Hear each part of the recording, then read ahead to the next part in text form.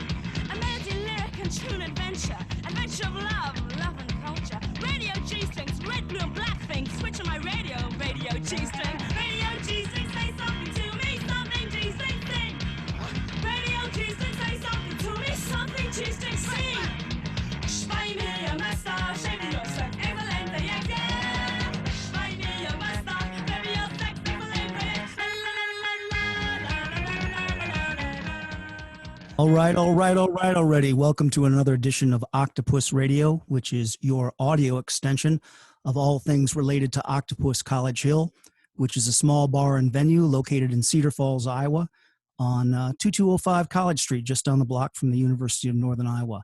Welcome to the program. My name's Dave. I'm the owner of the club. As always, I'm joined by two of my great friends, Ralph and Brian. Brian's our DJ. Ralph is our archivist. We also hang out and drink a few beers and talk. Why don't I go over to Ralph first? He can tell us what he's bringing to the program, and we'll talk about what's coming up in the next couple hours. Ralph? Thank you, Dave. We're really excited we're going to have a few guests tonight. We're going to start off the show with our good friend, Jordan Schafer, who's all the way across the pond. This would not have been possible without Zoom. So we're kind of excited about being able to bring people in from so far away. And, then I got some music to play. In the second part of the show, Matthew Wilson's going to come back, and we're going to do a secret history of the Cedar Valley segment. And I got this folder digitally today of all this great music, and I'm going to let DJ Pals talk about that. All right. Well, one thing we're going to get to today for sure is we're going to recognize a couple of the great drummers who have passed on recently. I've got a set of music from 1977 I'd like to try to get to, and I'm really looking forward to seeing what Matthew Wilson didn't get to on our last episode. I have a feeling we could do weeks worth of programs with Matthew Wilson's vaults of recording. So we really are happy that he's become a part of the show, and we're going to try to make it a regular or semi-regular thing as his schedule will permit. So that's fantastic. At the beginning of each show, I do have to say thank you to everybody who has contributed to the Octopus GoFundMe campaign, the Survival Fund. There's just not words to say how appreciative we are. And thanks to those of you who have kept our web store busy over at mohairrepairshop.com. It's, I'll be honest with you, I get tired of talking about it. But now's not the time to stop talking about how important it is to support local businesses. And this program is part of that support. It's our way of getting at you and reminding you that we're still here, and also just hanging out and having fun. So a huge thank you. And for better or worse, I'm going to say that again. Well, hey, I'll say it too. We had the opportunity to, Mohair Repair's doing curbside pickup. And so we had the chance to pick up a few records. We came home with Led Zeppelin 4 and the Beatles' Help that went right into my daughter's collection. I did get to listen to one of them on my own system. I think I'll have to pry the other one out of her dead hands, and I'll let you guys decide which one it will be. But boy, she was excited to come home with new vinyl. Words a father never wants to say. I got her dead hands. Oh, shit. All right. Well, what do you think, Brian? Should we get to some music? Yeah, I've been threatening to do this for a while. Just following up on our theme song, which of course is Radio G String by Bow Wow Wow. I've been saying this forever. We should play some Adam and the Ants and Malcolm McLaren type music to follow up on that. Let's have a little ant music for sex people.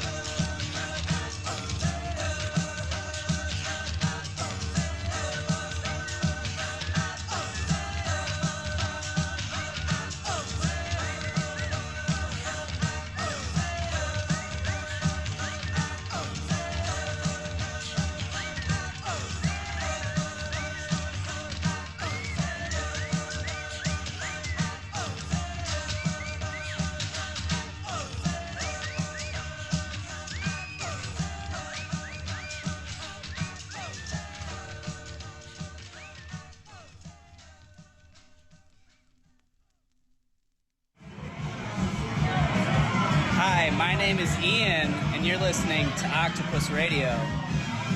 Woo!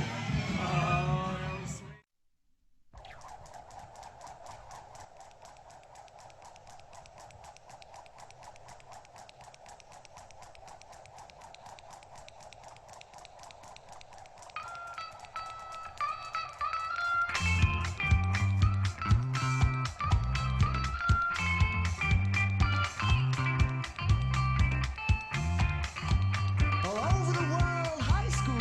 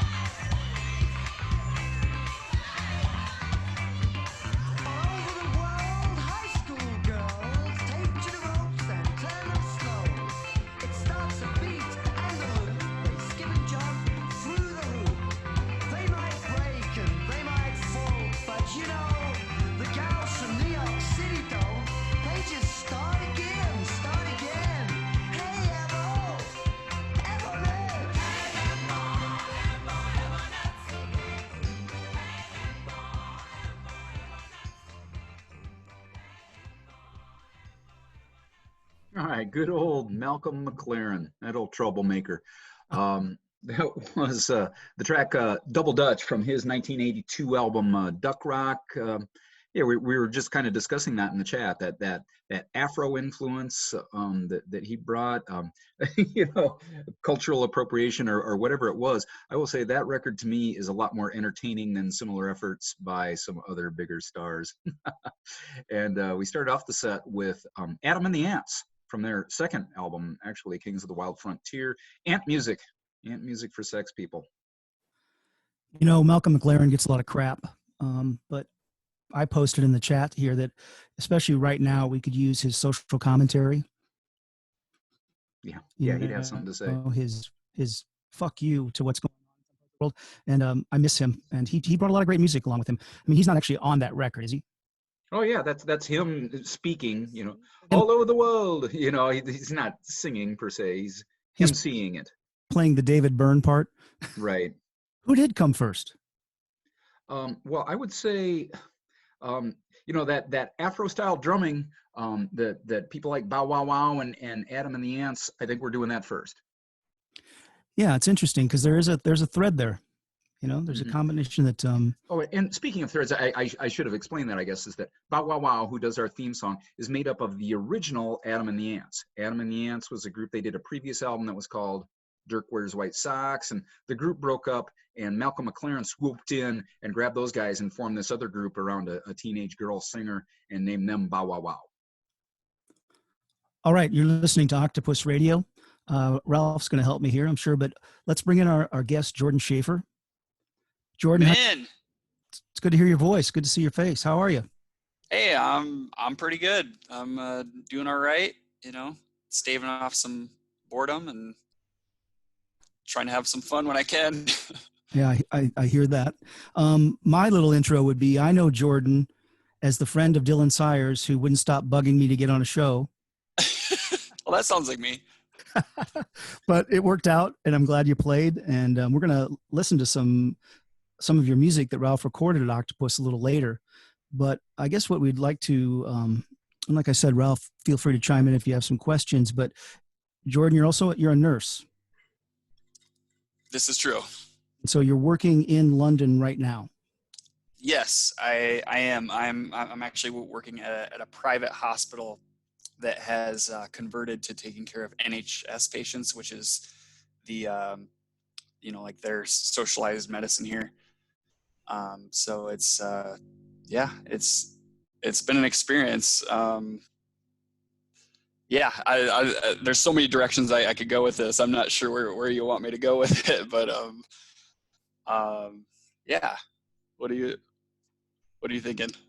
So, Jordan, we know that part of the reason we wanted to speak with you is because you are someone who we know well. You're from Iowa, but you are overseas supporting, the health of other folks. And I'm sure your job changed a lot when this came on. What could you talk about? Maybe what's changed or what work looks like for you now? Because I know you're caring for COVID patients. Yeah, I mean, for the most part, in a lot of ways, the job actually hasn't changed. Like we've always been somewhat set up to, take care of people with infectious diseases. This is just a new one.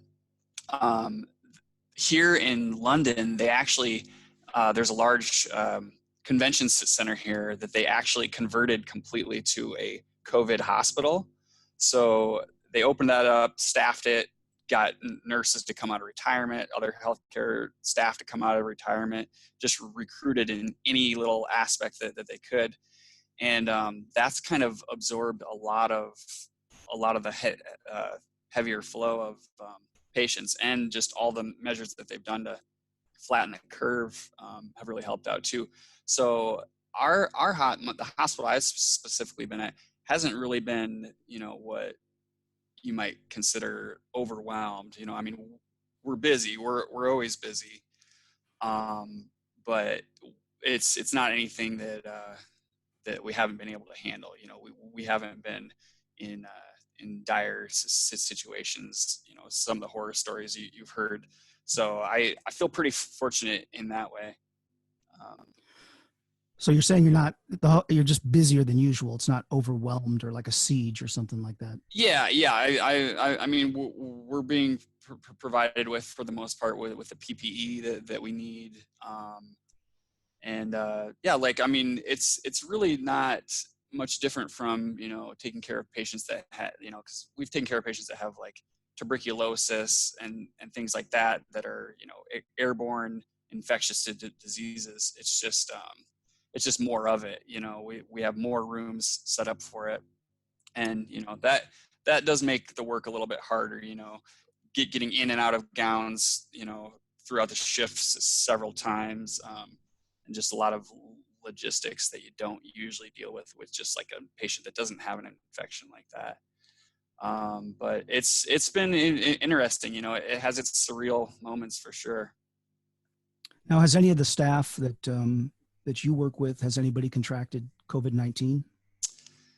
Yes. Actually, about 20 different nurses in my unit have tested positive for it, which has also created staffing problems because they test positive and then they're out of the unit for like 2 weeks. So then we're filling those gaps. But for the most part, the staffing department has been good about setting that up. But it's just a lot of stuff like that it's small things that we deal with on a normal basis, but like we're just dealing with more of it more frequently. So as far as your day-to-day experience, I know you're an avid bicyclist. Yeah. Oh, do you bike to work, or does the hospital put you up someplace? How does your morning start, or I guess you're on the night shift. How does your professional day start? Yeah, I mean, I bike everywhere here in the city. I mean, London's a pretty bicycle friendly city. It does have some areas that could use some improvement in terms of cycling, but overall it's pretty friendly.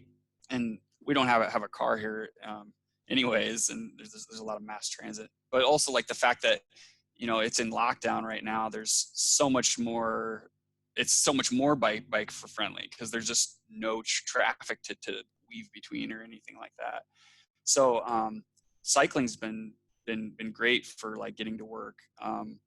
Just in terms of extra precautions, they have showers at work. So at the end of my shift, I always shower before I come home, and we use scrubs that they provide at the hospital. So I'm coming home completely, clean before I come back to where, my girlfriend and her daughter are. So cycling around the city has been so surreal. I mean, this is such a large city, and just when I'd first go out for a bike ride and you hit the street that was always packed, always people, and it's just completely empty. It's just the most eerie thing to see that. So it's definitely been interesting. I feel like it's a lot of right now because everything's closed. It's a lot of window shopping of the fun things that I want to do. Like I'll see a cool place, I'm like, that's going to be cool when it opens back up. So it's a lot of window shopping for future fun.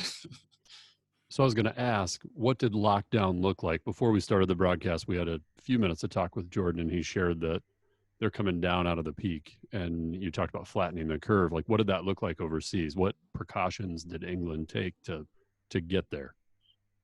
So gosh, I'm trying to remember how it led into it. I know it was only in March, but I've been following the news daily so much that I get focused on the short term, and I'm trying to remember. But I mean, I remember there was this gray area where it was like, man, we shouldn't be going out to bars, and we weren't. But like, I remember going for like a run and going by a bar, and there's still people sitting out there and thinking like, man, they probably shouldn't be there right now.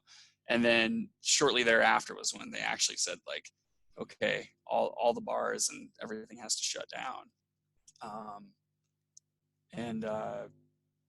It just at one point I don't I can't remember the exact date, but they closed everything down, and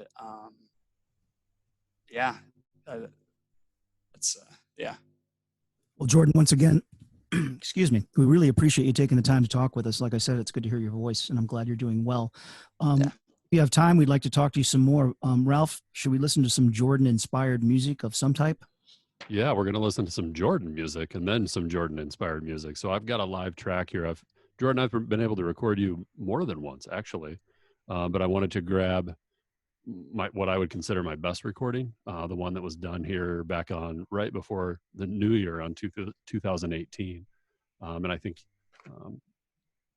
you'll agree, it just turned out very well. And then we have two songs that Jordan requested. So this will be the London theme of the show. So when we get through with this set, we'll come back and talk a little more. I grew up in a Midwest town with a well-to father, older sisters around, and a strong mother in a house she ran. It made me who I am. And my father would come home with burn holes in his shirt from the sparks that would fly at a long day's work. And I was young, I thought he was Superman, and it made me who I am. I'm not going crazy in this hometown. I didn't leave to get away, but I came back to be found. And I said, don't you forget where you're from when you're on the go. I'll never forget where I'm from when I'm on the go. Whoa, whoa, whoa, whoa, whoa, whoa. Because I lived upstate in the Nickel City and down under in the Hunter Valley and Laguna Hills and the Valley of the Sun, and it made me who I am. And I lived for a stint in the Cass County seat, and I traveled everywhere in between, in fields of corn where I was Iowa born. Well, it made me who I am. I'm not going crazy in this hometown. I didn't leave to get away, but I came back to be found. And I said, don't you forget where you're from when you're on the go. Never forget where I'm from when I'm on the go. Whoa, whoa, whoa, whoa, whoa.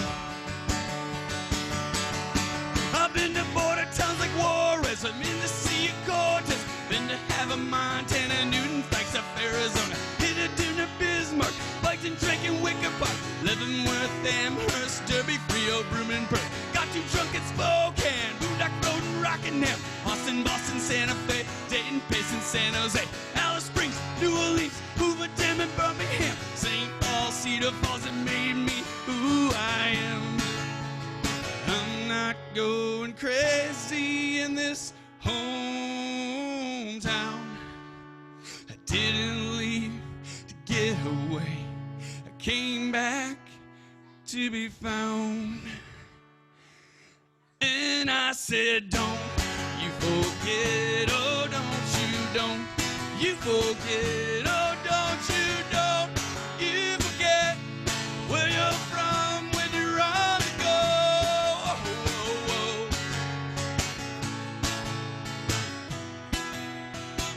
Whoa, whoa, whoa.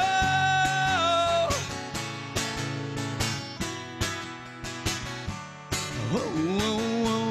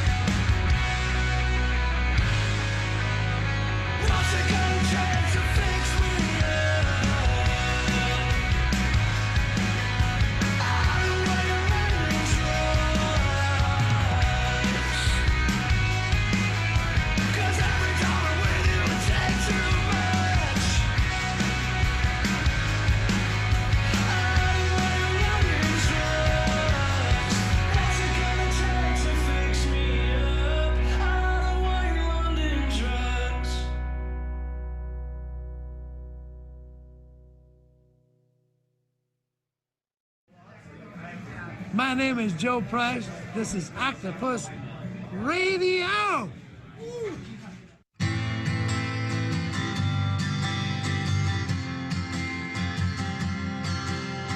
All we ever wanted was to sing with the band. Pack with life, never come home again. So baby, hold on tight, we're running out of breath. Don't come around here, keep the car running. Oh.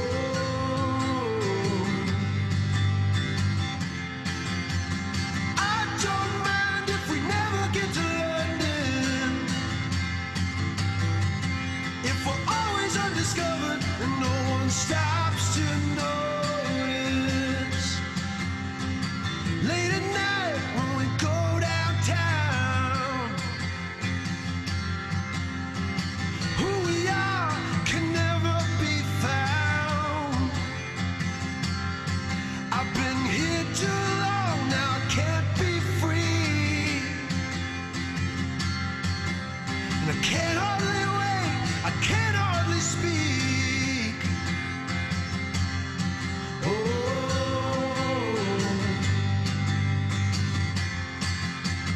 I don't mind if we never get to London, if we're always undiscovered and no one stops to notice. Yeah, I don't mind if we never get to London. If we're always undiscovered and no one stops to notice,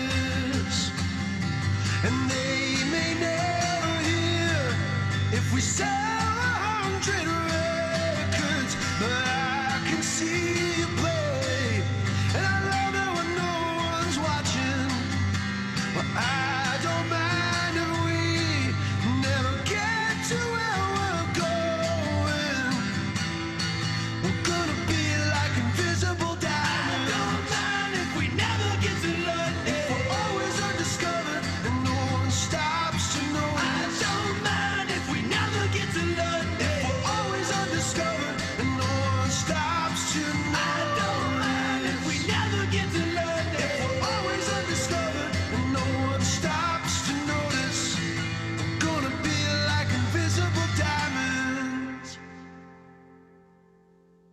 All right. Hey, Jordan, that was an awesome set. We heard Jordan singing live from the Octopus stage. That song was called On the Go. And then we went into two tracks that he chose. They were, London Drugs by the Menzingers and Invisible Diamonds by Northcote. Tell us about why you chose those songs. What was the theme there? Well, it's both songs talk about London, but they also just happen to be two songs that albums I've been listening to lately. The Menzingers, I caught them live in Denver before we moved here. Our friends in a band called Tiny Moving Parts opened up for them, so they kind of got us in. And I wasn't super familiar with them, but they were just great live band. I mean, they were just very energetic, very tight, and just a great show. And just that they have a great album too. This newest album that track is from. It's also amusing because in that song they talk about the Argyle Arms. That's a bar like I bike by a lot. And unfortunately, I haven't been able to go to it since the lockdown. But that's definitely on the short list once things open up. You said before you moved here, are you in London fairly permanently, or? We're here kind of for a year is basically like the tentative plan right now. So we're, what are we, like three months in right now? We had kind of, when all this happened, we were talking about coming back, but we ultimately just decided to stay, just kind of wait it out. But yeah, with the plan right now is to probably be here until December, tentatively. You made a comment earlier in the show about working at a private hospital and socialized medicine. like real briefly, do you notice a difference as a nurse in that system versus here in the States where things are private? Not really. And the strange thing about it, there's a lot of different aspects of it, but I'm actually working for a company that also has hospitals in America. So it's got a lot of complex aspects to it, but really the care doesn't really seem that much different than the US. I haven't worked, directly in the NHS, so I don't know how that compares to private, but from what I've heard, it's pretty comparable. So there's a lot of people that with the whole debate of socialized medicine, it's really the most interesting thing about it here is just that like 70% of people here love the NHS. They're very supportive of it, and it's really neat when you bike through the city. And the big thing is like all these kids paint like rainbows and say support the NHS, and they put the drawings up in their windows. So you'll ride through the city and you'll see a ton of them up in the windows, and it's just really cool to see so many people so supportive of their socialized medicine. I mean, don't get me wrong, it has its issues like any system does, but it seems like people really like it, and I wish we had something like that in the US. We could talk about that, Jordan, yeah, long time. Absolutely. I'll leave it at that. I'm curious though, a technical question. As a nurse, do you have to meet London requirements or international requirements? Because you're certified here in the States. Is it pretty much the same thing, or did you have to go, back to school, or is it just getting used to their system? It was about a 3-year process of paperwork and testing that I had to do. There wasn't any more schooling, but just in my spare time, it's like, okay, have to do this set of steps for the paperwork, get that done, and the next set of paperwork. It's a lot of gathering information from so many areas because, they need information from every school I went to, everywhere I've worked, because I also worked in Australia for a year, so I had to get information from there, background checks from every country I've worked in, every state that I've worked in. So it's just a lot of tracking down paperwork, sending it in, and then doing a basic test to show that I actually know nursing. So as far as your music, if and when things get back to normal, and as a venue and bar owner, I have no idea what those words mean right now. Yeah. I'm hopeful, for what I want it to be in 6 months or 3 months or whatever, but do you intend to play in London? I'm sure there's open mics and stuff like that, or? Yeah. Before everything was locked down, I had went out to a few open mics and just started grazing the surface of what that, involved. But definitely, yeah, I definitely want to get involved and start playing around here once everything opens back up, and of course any visits back to the U.S. when that happens. My first place I always go to when I come back to Cedar Falls is the Octopus. So I definitely want to do whatever I can to help you guys out, and once everything goes back to normal, get these local bars and stuff back up and running. So Dave started this and said you were a friend of Dylan Sayers. Any stories we should know about Dylan Sayers? I don't think he's listening, so you can say whatever you want. We love Dylan. Sayers, so you can just give it to him right now. Oh, I lived with him for a while before just this last summer for a little while. And for the most part, he's a pretty chill guy now since he's got a young kid and stuff. But there was one night, another friend was staying there, and Dylan and I getting in pretty good political conversations, because I feel like him and we're just sometimes not on the same page just enough where it doesn't throw you off, or if someone's oh, I'm a big Trump supporter. It's well, how can I even start a conversation? But it's we just have slight differences politically, to where it actually makes us talk and makes us think about what the other one thinks and review how we actually think about the things. And there was one night we just got talking about stuff, me and him and this other guy. And like, I knew like he had to get to bed, but I kept being like, do you want another beer? Do you want another beer? And he ended up staying up like super late. And the next day he was like, oh, I feel so terrible.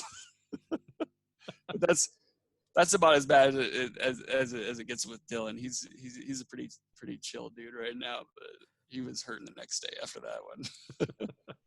That's the kind of thing we all miss, I think. Yeah. Oh, definitely. There's nothing better than a conversation, or some people call them, in my case, an argument over about music or politics with somebody who's informed and has an opinion they can back up, and you can do that all night. And that's the stuff that I think we're all missing right now. So I do want to remind everybody that you're listening to Octopus Radio.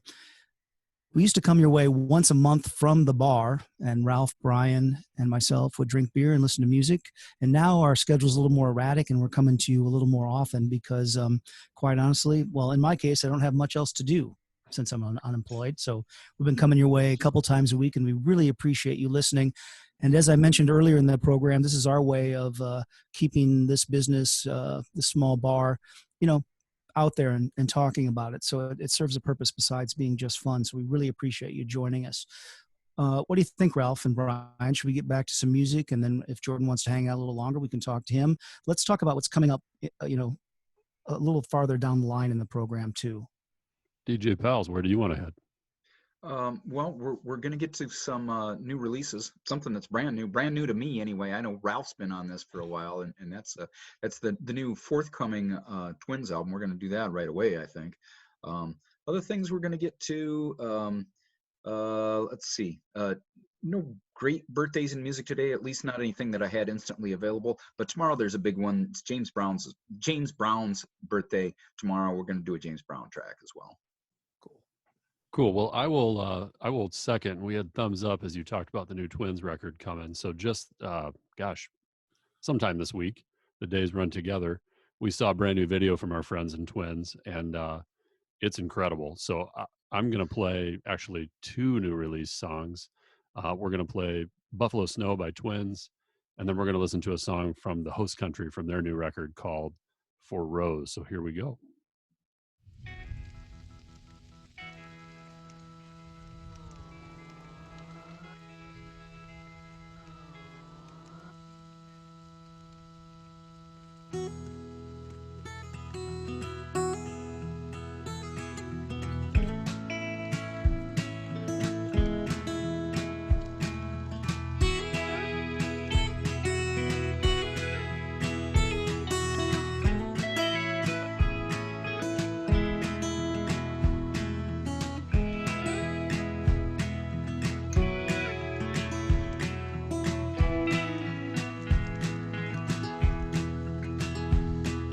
Slept inside the car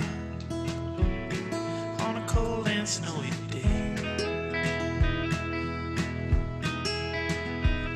I would have given up it all to see your friendly face. And no stranger place to call from, but I'm dying to hear you say that is hanging on the branches and dripping down like rain. Well, I just wanna be a vapor trail, following behind you like a tail. And if I could be a mirror, then I'd show you everything I see.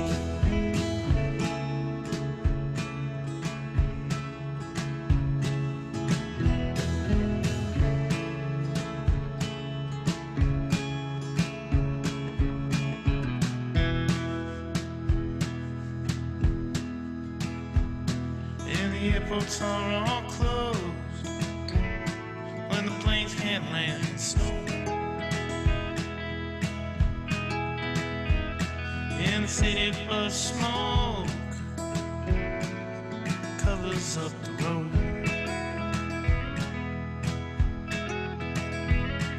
I'll be blowing out of town on the way to some unknown. And every window that I pass, I've got further along to go. Well, I just wanna be a shooting star, one that's gonna find you in the dark. And if I could be a mirror, then I'd show you everything I see.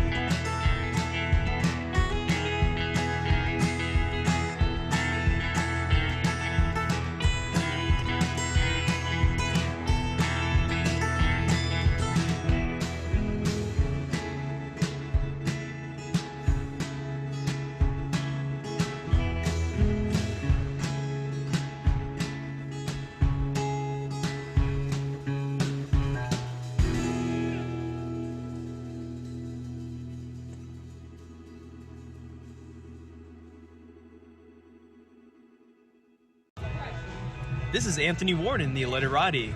And you're listening to Octopus Radio.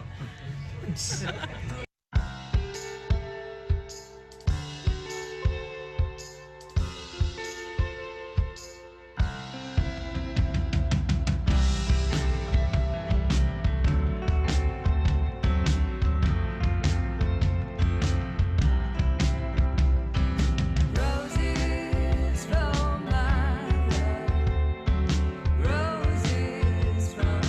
love, the night moves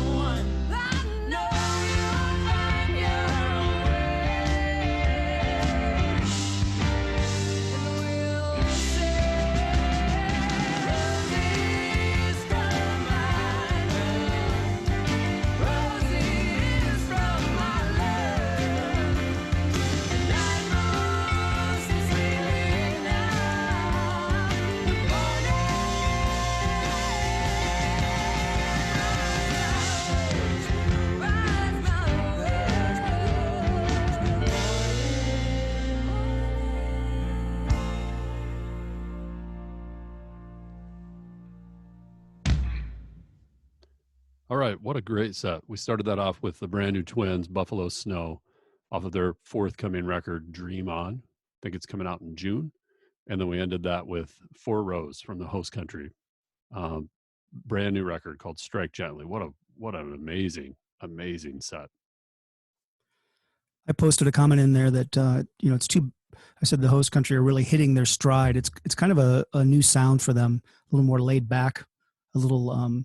The vocals are arranged a little more sparsely, maybe even more of a kind of a California sound. You know what I mean? Which sounds great. And then Twins, I also commented on, are literally a new and different band than they were the first time they played at Octopus as far as their sound and to a degree their membership. But just two bands that are really peaking right now. So that was an absolute pleasure to hear that. I always love to tell this story, but before I moved back to Cedar Falls, I came up for a weekend and got to see my first show at the Octopus, which was the original Peas and Carrot, Walt's last show, ironically, and Twins. And they played at the front of the bar, no stage, Dave standing behind the bar, me flying a mic stand, trying to figure out how to record it. One thing has not changed. I'm still trying to figure out how to record it. But the other thing that's changed is that those bands have really gone on to do some amazing things. And just to think about the progression of Twins as a band and the time that I've known them is off the charts. And not joking, the name of my next band will be Joel Sayers is My Hero.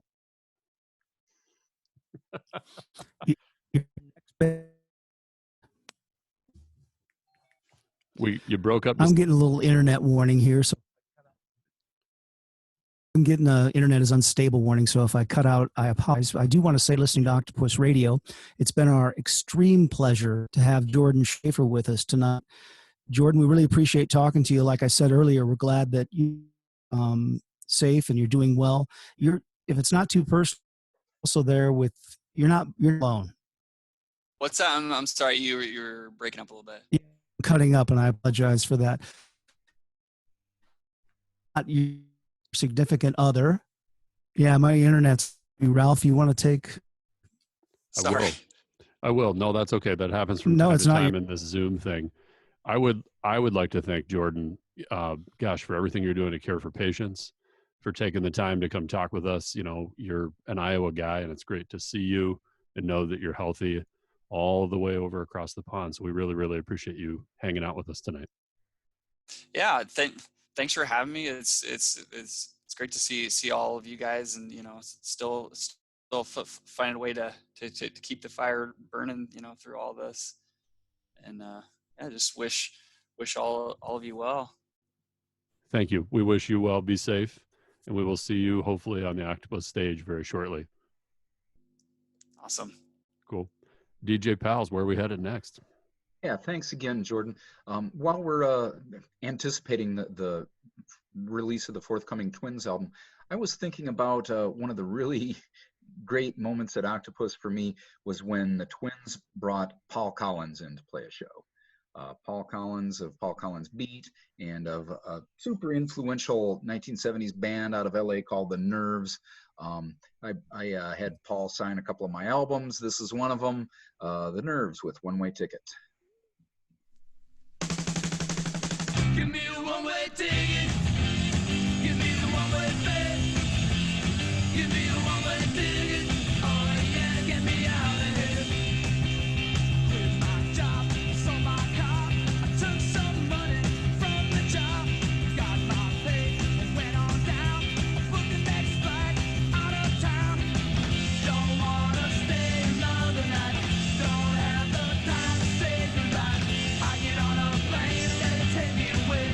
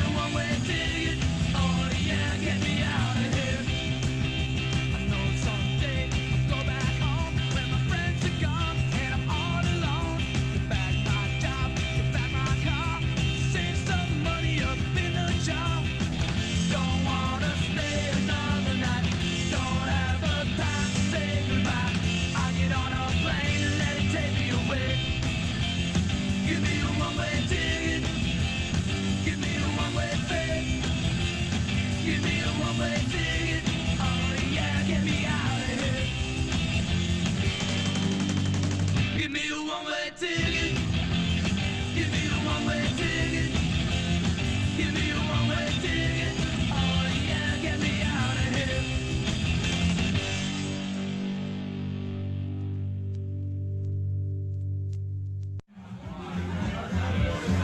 Hi, my name is Ben Rendell, and you are listening to Octopus Radio.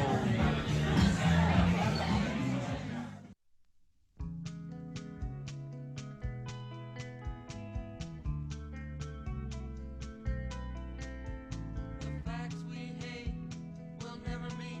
Walking down the road, everybody yelling, hurry up, but I'm waiting for you.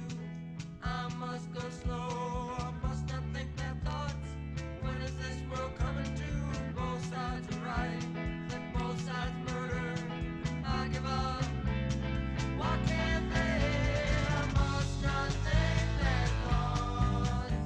I must not think bad thoughts. I must not think bad thoughts. The civil wars and the uncivilized wars, conflagrations leap out of every poor furnace. The food cooks poorly and everyone goes hungry. From then on it's dog eat dog, dog eat mommy, body eat dog. I can't go down there, I can't understand it. I'm an Oakland coward, an American too, a North American that is, and I must not think bad thoughts, and I must not think bad thoughts, and I must not think bad thoughts, I must not think bad thoughts, I must not think bad thoughts. I'm counting on murder of innocent men, innocent women, innocent children, thousands of them. My planes, my guns, my money, my soldiers, my blood on my hands. It's all my fault. I must not think bad thoughts. I must not think bad thoughts. I must not think bad thoughts. The facts we hate, you'll never hear us. I hear the radio is finally gonna play new music, you know, the British station. But what about the Minutemen, flesh eaters, DOA, big boys and the black flag were the last American band to get played on the radio? Please break the flag, please break the flag. Glitter disco synthesizer night school. All this noble savage drum. Astronauts go back in time to hang out with the cave people. It's about time, it's about space, it's about some people in strange places. Put it number and sang loud, B-E-E-T-S, not B-E-A-T-S. I must not think bad thoughts. I must not think bad thoughts. I must not think bad thoughts. The facts we hate will never meet. Walking down the road, everybody yell, hurry up, but I'm waiting for you. I must go slow, I must not think bad thoughts. When is this world coming to? Both sides are right, but both sides murder. I give up, why can't they? I must not think bad thoughts. I must not think bad thoughts. I must not think bad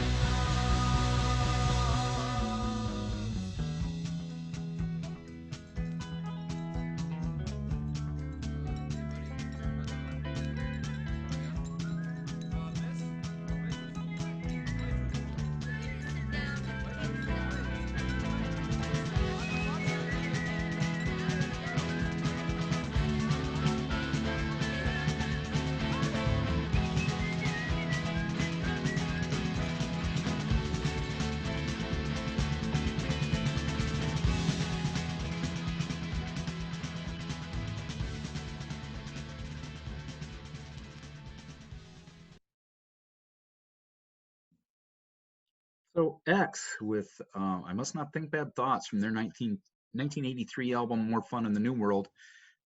You know, at the time, it seemed like, this is a latter day X album, but they got a really latter day album coming out. They got a new album out. There's a new X album out. What's it called? Alphabet Land. Has anybody heard this? I heard a track. It sounded all right. The original lineup, the original four, John Doe, Exene, and DJ Bone Break and Billy Zoom. Yeah, I heard a track from it. I was doing some work at Mohair Pear, and it came on the internet radio. And it sounded to me like a song from this era that I just hadn't heard. Yeah. So I think they're making a conscious decision to be a little more stripped down, a little more punk rock, and a little less rootsy. Yeah. So it was good. You're listening to Octopus Radio. Is my mic on? Is this thing on? Uh-huh. I kicked my son off the internet, so we'll see if that had any effect on giving me some more bandwidth. But this is Octopus Radio. I do want to remind that if you're listening and you know somebody who might want to listen to this at a later date, we archive these programs over at mixlr.com, Spotify, and Apple Music. And I think this is like our 43rd show, Ralph. Is that right? That is right. Yeah, sorry about that. I had to turn my mic off for a little while. I was choking on my PBR. Sorry about that. Got excited. Brian, before that, we heard The Nerves.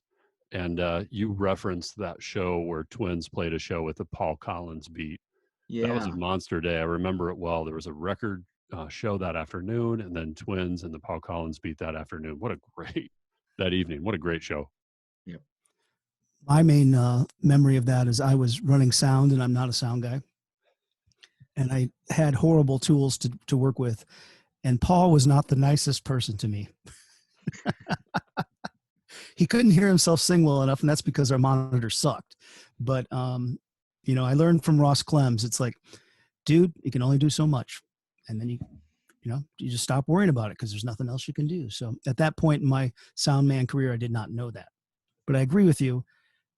When I commented earlier when Jordan was talking about hanging out with Dylan and drinking beer and talking about politics all night, when you mentioned that day with the record show and stuff, that's, again, the normal I want to get back to, the things that I really miss. So it's been good talking about it.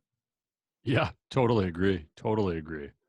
Hey, I think we have I'm going to find him here in our list of people, and I think we have another guest that's joined us, and I'll unmute him. Matthew Wilson, are you out there? I am out here if you can hear me. I can, yeah, thank you. Awesome. How's everybody doing? Good. We're hanging in there. That's cool. Yeah, I'm, just been home all week,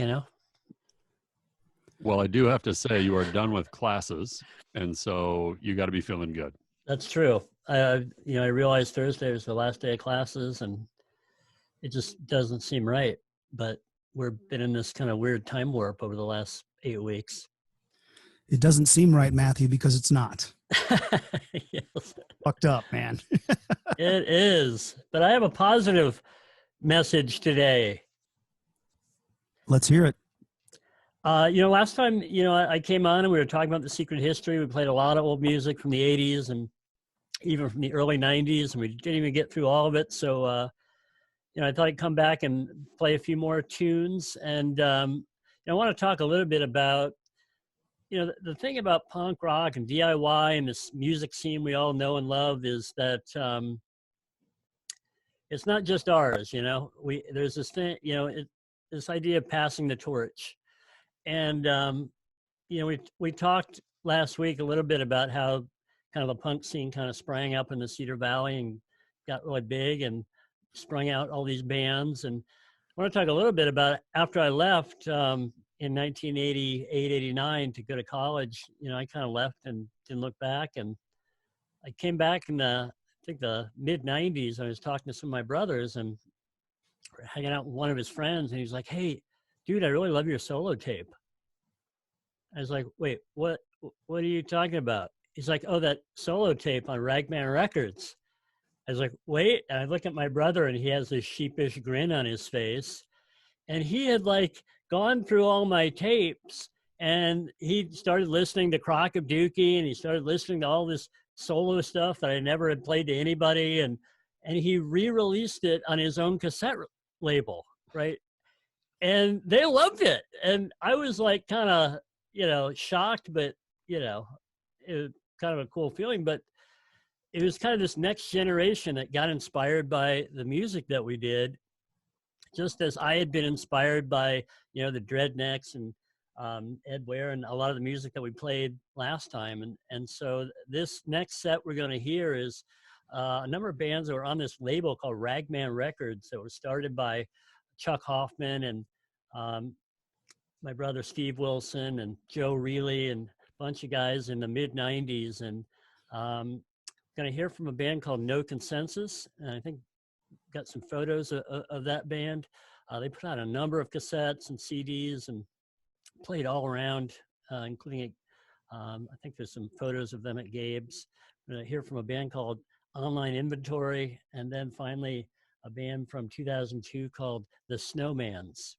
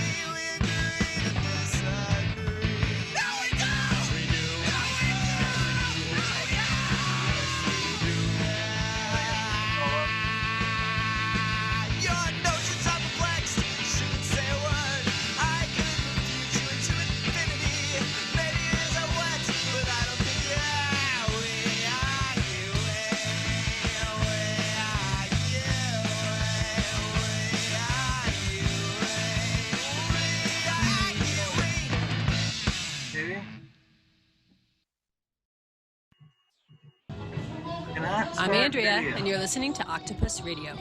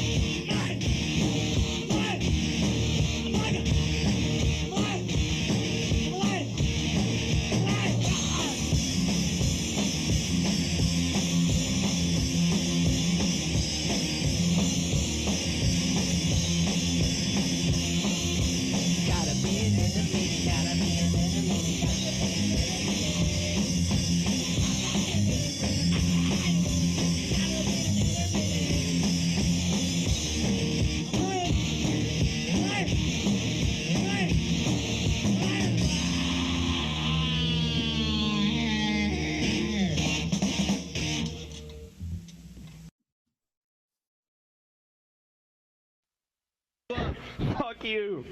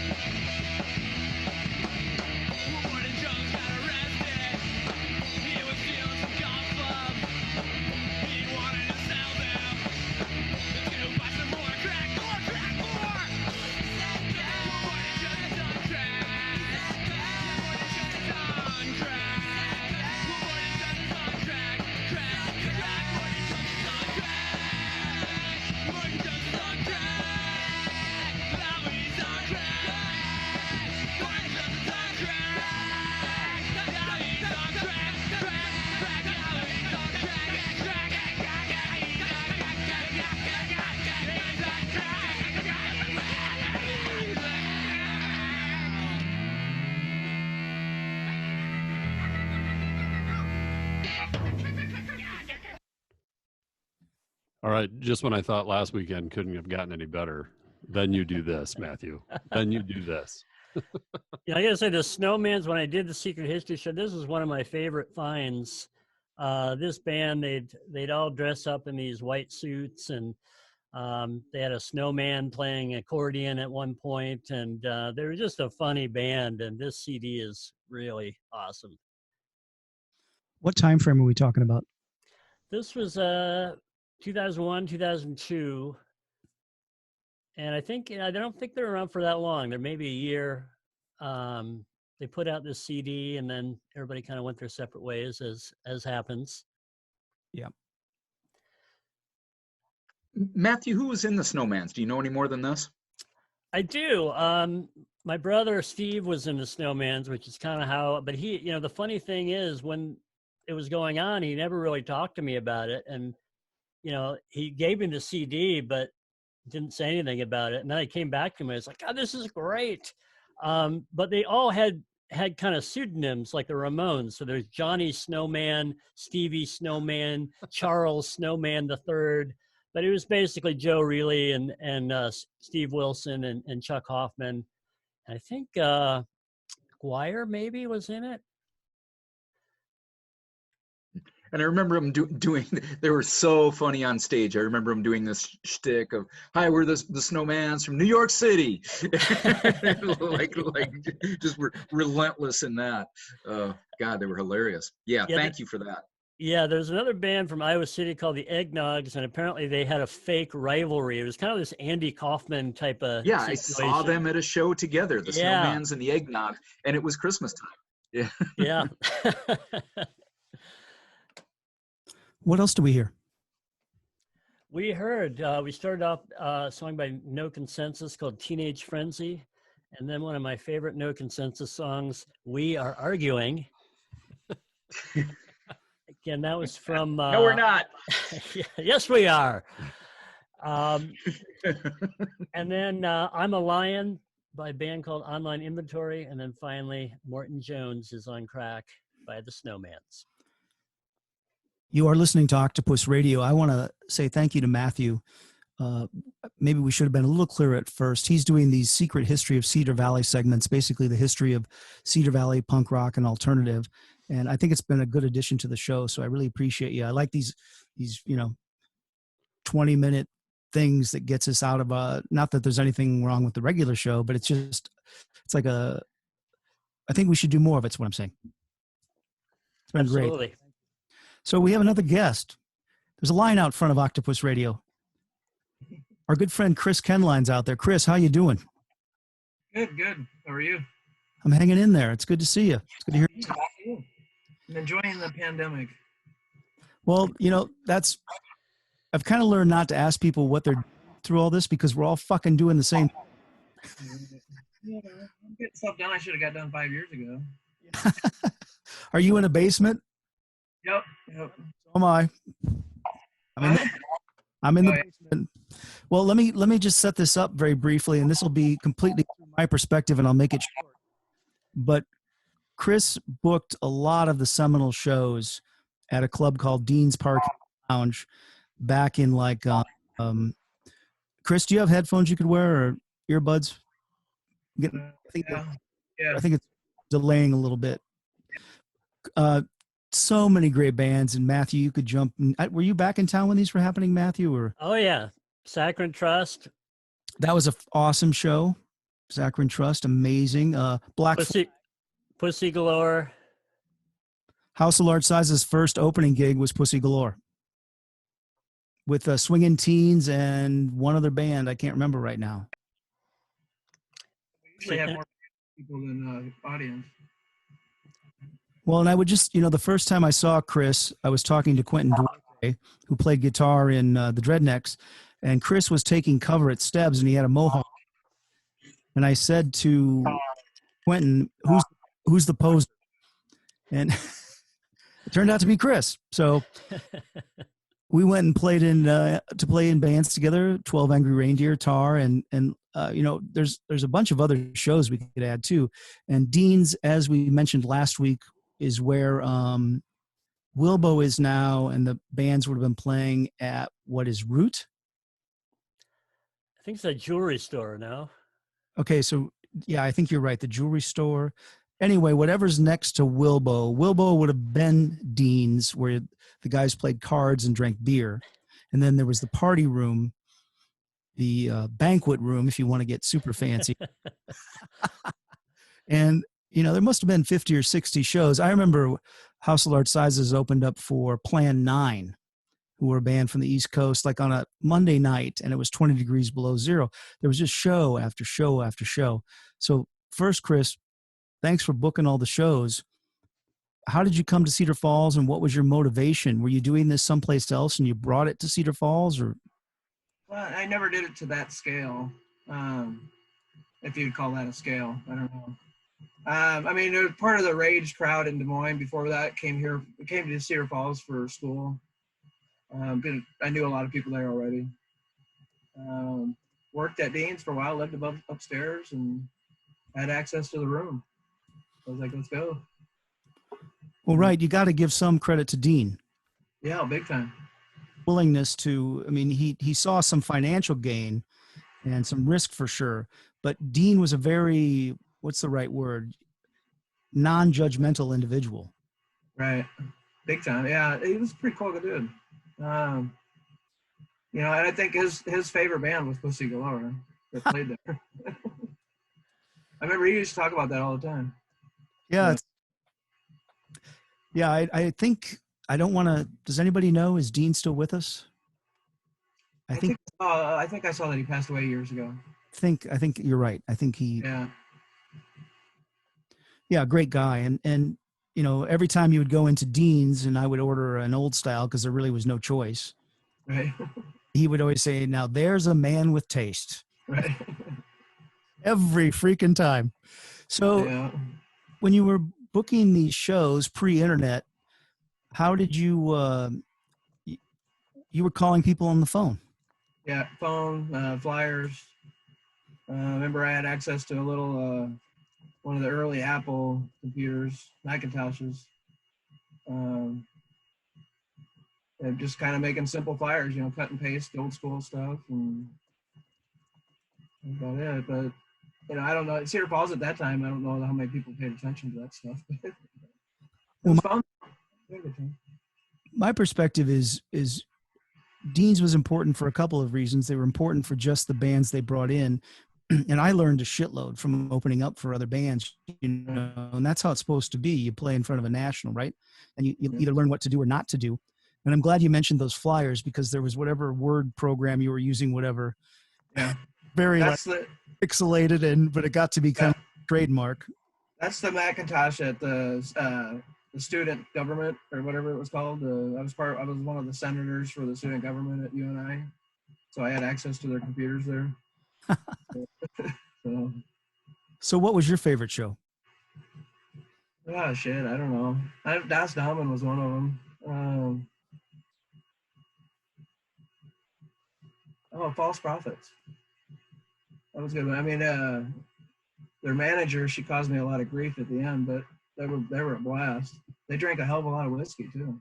Yeah. But, I don't know.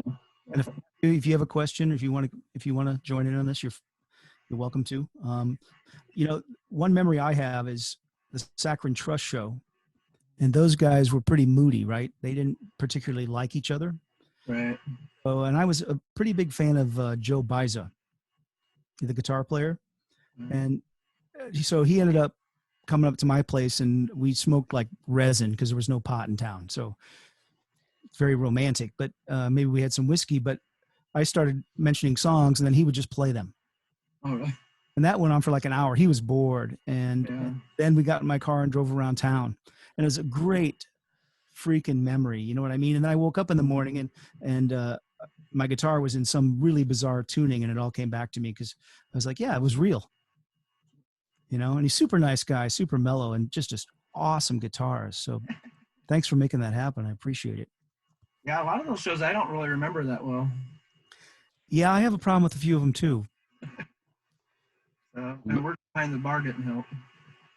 Well, Matthew put a couple of them in the chat. So shows that he remembers include Social Unrest, Leaving Trains, Pussy Galore, Fang, Saccharine Trust, Das Damen, MDC, Dissonance, and False Prophets. That's quite a list. Right. And that wasn't everybody either, but there was a lot. I mean, it was just one, like Dave said earlier, I had the promoters just calling me left and right all of a sudden, and like $100, $150 because they had a night off and needed a place to stay, basically. That doesn't happen too often anymore, I don't think. Did you ever have any trouble? Somebody thinking they were going to get paid more than they should have, or? Well, yeah, the False Prophets. That was the one. I think I had to borrow $50 from my mom. That happened to be at the show that night. Well, there's a thing called a guarantee, Chris. Yeah, I know. Well, it was $150 and I had $100, so they drank all my whiskey. I was at that show. I think I was at that show. Yeah, it was a good one. I can't remember his name. The lead singer is pretty cool, though. He's a trip. So, Chris, we're really glad you hopped on. As someone who's trying to archive what's happening in the Cedar Valley right now, there's never a time that I don't ask someone about, hey, who recorded this stuff before me, that your name does not come up. Yeah. Never a time. So huge huge thanks to you for capturing a moment in time. Like, I have a lot of respect for that. How did you capture it? What were you using at that time to record? A stereo Sony Walkman on my side. That was all I had. Oh, there was some stuff off the board every now and then, but I think Colin started doing some stuff off the board. I'm not sure what happened to some of that, but should talk to him about that. Well, and we should mention Colin Lamb. Yeah. Because he ended up kind of being the house system, right? Right. Yeah, there was a lot of shows, and that wouldn't have worked without that. It was a big PA, you know, with I'm getting an internet warning again, so if I cut out, I apologize. Somebody else take the wheel, but it was a big PA, so the shows could sound good, you know, and that really contributed to it too. Yeah. I love this Dead Milkman flyer that I've put up on here. It says, first 10 people through the door receive an LP. That is one heck of a bargain. That was what was that English guy's name? He's I think he's the one that really took the lead on that show. Yeah, Gregory, was his name Gregory something? Chris is saying he didn't actually promote the Dead Milkmen. Yeah, I mean, I helped a lot with it, but it was no, I don't think it was Gregory, but maybe. But yeah, I know that my friend Al was his promoter, and I cannot remember his name either. Right. And I know I wasn't at the Dead Milkmen show because and they came up to KUNI later to station IDs, and it made me feel even worse. Yeah, that was, from what I remember of it, it was a great show. Yeah, the cool thing about a lot of the Dean shows was, you know, some of them weren't very well attended. And I remember Saccharin Trust in particular, you know, so right after World Broken had just come out, and I was just a huge fan. And I remember there being like 10, 15 people at the show. I mean, so it's like they're performing for a small group of friends. You know, it was awesome. My memory is more than that. I remember, but I do remember people being on the floor right in front of them. Yeah. Go ahead, Chris. No, I was just, when you said that, I had a picture of it. That was kind of cool. But, you know, a lot of those shows, I mean, that's what most of the people there usually didn't pay cover, and if they did, it was $2 or something, $3. And that's the deal then, was that the money was coming out of my pocket. I mean, luckily I had the resources at the time. But, so how much do we owe you with interest, Chris? A lot. Well, might as well forget about it, because there ain't no way. You know?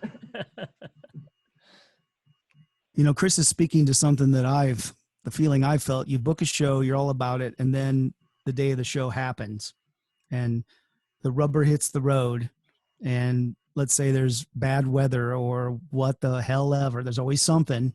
And, you know, you love these guys, but then you're on this other side of this relationship in a financial way. Yeah. And it gets uncomfortable sometimes, you know, because, you know, bands play at Octopus and they're worth, you know, $400 or $500 easy. And then you're giving them, it was a door deal. So you're giving them $50, you know, and it gets to be kind of it's not a good loop, is what I'm saying. Yeah, I mean, I knew from, you know, going into it that the money was going to be coming out of my pocket. The only show that even broke even was Black Flag. Yeah. And we should talk about that a little more, because that whole day was like a carnival in Cedar Falls. Yeah, that's true. Were you at the show when Gone played at the record store on the hill? Yeah. At least part of it, I remember being there. Yeah, that was super cool. Yeah. You know, talking to Henry and stuff. I mean, at the time, I've talked to him since then, but he was kind of weird back then. But, you know, he's opened up a lot more in the last couple of decades, I suppose. But he had some cool stories back then. He was reading his poetry a lot that day. Do you remember how many people attended that show? $6 at the door, and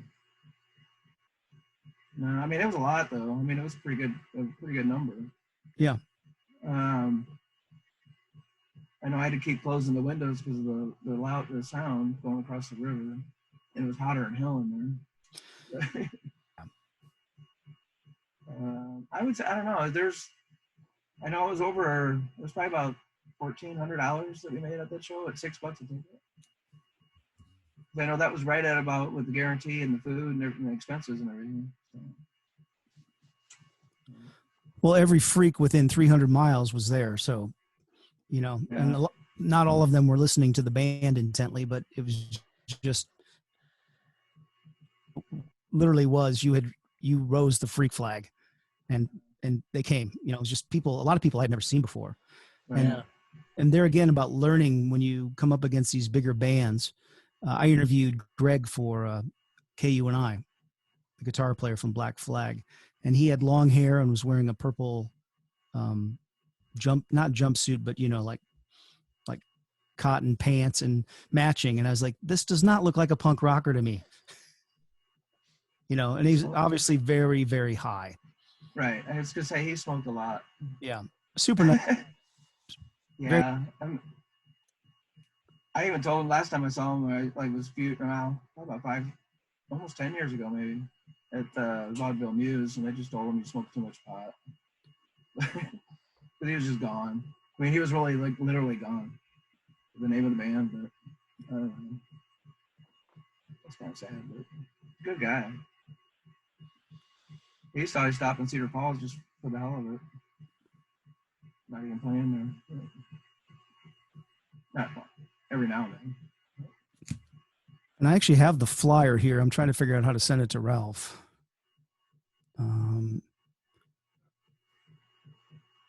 This doesn't make for great radio, but I'm. Send it to me. So let's do this. Brian Pals, DJ Pals, where would we like to go next? And Dave can look for that flyer, and I'll put it up when we come out of that set. Which set would we like to go to next, young man? Let's go to the Dead Drummers set. We were unfortunate this week to lose Tony Allen, Fela's old drummer.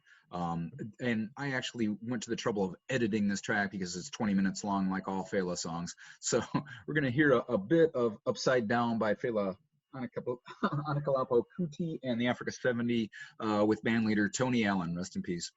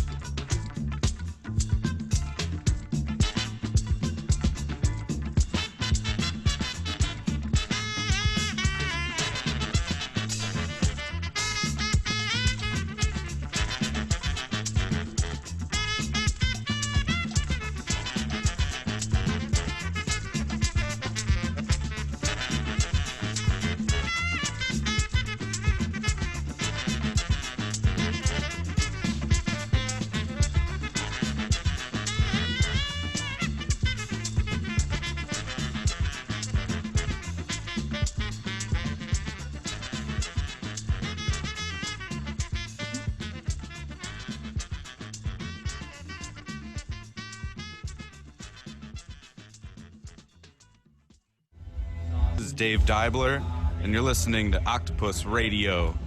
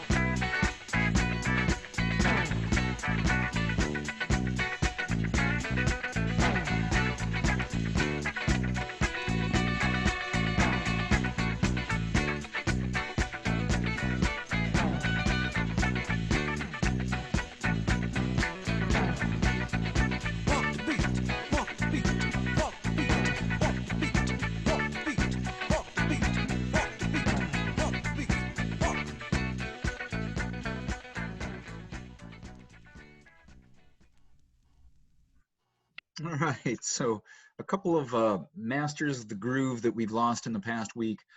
We ended up there with Hamilton Bohannon doing one of his many self-titled songs. That one's the Bohannon Walk. He also did Bohannon's Beat, several others.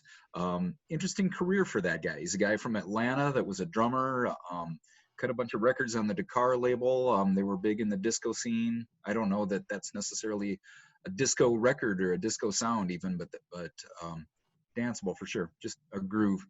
And he just passed away, as did Tony Allen, the drummer with Africa 70, Fela's band. Again, I wish we could have let that one play for about 20 minutes. Tony Allen from the Damon Albarn band as well. Yeah. What's the name of the?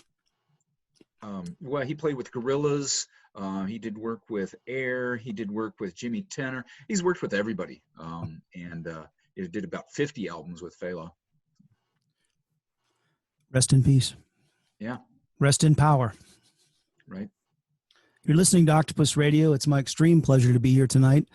I should say my name's Dave. I'm the owner of Octopus, and this is the audio outreach of Octopus College Hill, which is a small bar and venue in Cedar Falls, Iowa, just down the block from the University of Northern Iowa. I'm here with my good friends Ralph Bryant, Brian Pals, Matthew Wilson, and Chris. You still there? Yep, still here. Did I wake you up? Yeah, a little bit. Chris is a seminal figure in the Cedar Valley music scene. He booked a bunch of the early shows, and I would argue that what Chris did also got Stebbs, which is our other club, looking more towards alternative bands and original bands, because they weren't really doing that so much when I moved back to town. And I think what happened at Dean's kind of pushed them that way. What do you think, Chris? Yeah, I did. I mean, I used to talk to Sherman and Dave a lot about that. And just, like, hey, you guys got an opportunity to do some of this too. And, they did, and they tried, I think, and they did. There was a lot of shows that I didn't think that I wanted at Stebbs because I knew that the money was going to be better for the band. And that's why, we ended up moving, like, there was Gone played up there months at least, and Muskrats, and a few others at least, but I don't know. I always had a blast at both places. So. Well, that's the thing is, I've been to quite a few shows, and the attitude at Dean's was, I don't really remember being intimidated or anything like that. You know what I mean? There was none of that. And there was also a nice ratio of male to female, which to me is a good indication that it's a safe place and a good place to see a show. I can't verify that anybody really had the keys or was watching over anything, but that scene kind of seemed to police itself that way. I don't remember anything terribly, wrong, but I wasn't at every show, so I can't. I think, that number of years, I think I had to, escort one person out that whole time. That was, I can't even remember what that was about, but. As a venue, sometimes it doesn't matter what it was about. Yeah, right. And I think it was fine. Well, Chris, we'd like to invite you back, and we'll do some research on a set and maybe find some live recordings. And Ralph can help, and we could kind of go through, do a segment about Dean's, and if you're willing to do that. Yeah, that'd be great. I started pulling some of that old stuff out. It's not the greatest quality, but there's some stuff there. I'll hop in on that, Chris. I got to tell you, quality is important and somewhat irrelevant in the conversation, because as we had the show last week, I think we had a practice cassette from 12 Angry Reindeer or Tar, and and it was, the energy on that recording was incredible. And I remember Matthew talking about how much we loved the energy. So like qualities, and I know it's important, but like capturing a moment in time. And that's why I asked you that, like what you used for gear, because that's kind of my thing. And I think what we heard sounded amazing because it captured what was happening at that time. And we're all about kind of archiving that and talking about that. And you are a very important person in that chain. So I appreciate everything you've done. And I think the method is to me, the simpler the better. You know, like I've used a Panasonic Lumix, you know, fixed lens camera for video for a number of years too. And it's great. You know, easy and it's great. Yeah, I would agree. I would agree. So we would love to have you back. I know you have an amazing archive. Well, I don't know if I can find it. Well, immediately after the show is done, please spend the rest of the night locating it, no matter how late you have to stay up. Well, I started at about 5:30 this morning, actually. I found some of it. Yeah. Well, it'll be a project, and we can help, and we should work on it because it's. I think Ralph's talked to you, Chris. You know, a lot of this stuff needs to find a permanent place. Yeah. Because it's going to end up on a curb or a garage sale or something, you know. Right. Yeah, and I've thought about trying to get a hold of Colin about that too. He might have some stuff that I don't. I think that now is the time. Yep, I do too. The technology and stuff, and we can have a place that's affordable and makes sense to store it. Yeah. And like Ralph said, the technical quality is kind of at this point irrelevant. Right. I'm just trying to get stuff off the tapes before the tapes die. That's very much my goal. And in talking to Matthew, you know, both on the show last week and a lot off the show digitally, this is a period of time that if we don't capture it now, it will go away. And that would be very, very sad. Very, very sad. So we've got some ideas, and I can help. I'm not an expert, but I'm pretty good at keeping things and keeping them organized. And boy, I've enjoyed that role at Octopus. It's been a lot of fun for me. So we're in to have you come back and talk with us and just enjoy your work from all those years ago. We're looking forward to it. Sounds good. Cool. Thank you. Yeah. Chris, good seeing you. Thank you. Good seeing you. Take care. Be in touch. All right, man. All right. So where are we heading next on Octopus Radio? What do you guys want to do? DJ Pals. All right, I've been dying to get to this set. Let's hear some music of the punk rock generation.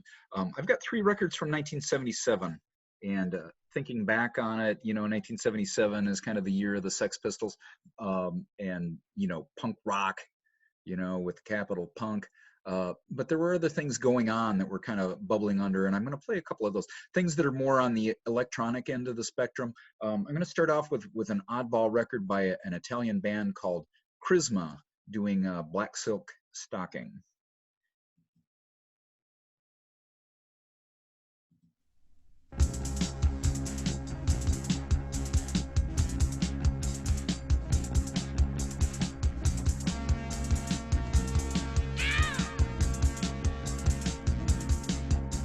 Sensitive a feeling when she's waking in the morning. Black silk stocking, black silk stocking. Put your hand inside it and she'll tell you what to find it. Black silk stocking, black silk stocking.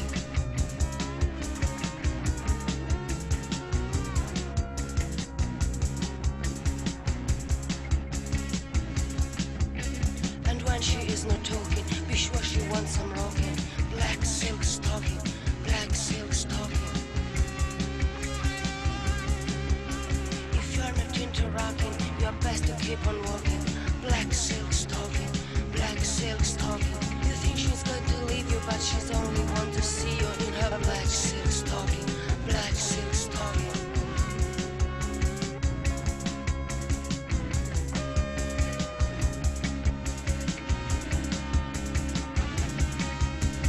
Luring investigation, her spell is captivating. Black silk stocking, black silk stocking. Provoking whiplash, lash, please stop smoking.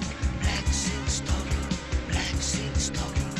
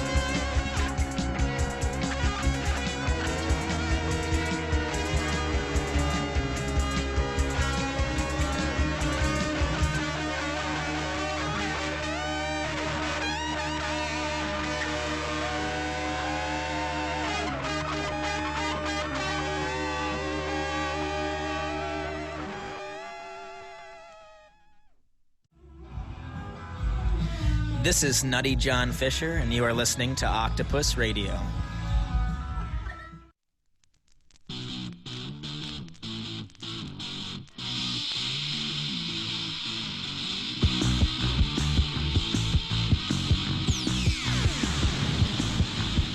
Explose électrique, mutant métallique. Tu agresses la ville, tu violes, tu détruis. Panique, panique, panique, panique. Tu vides tes poches, balance ta vie. Tu vis, tu vas vivre. Meurs le pouvoir. Panique, panique, panique, panique anarchique.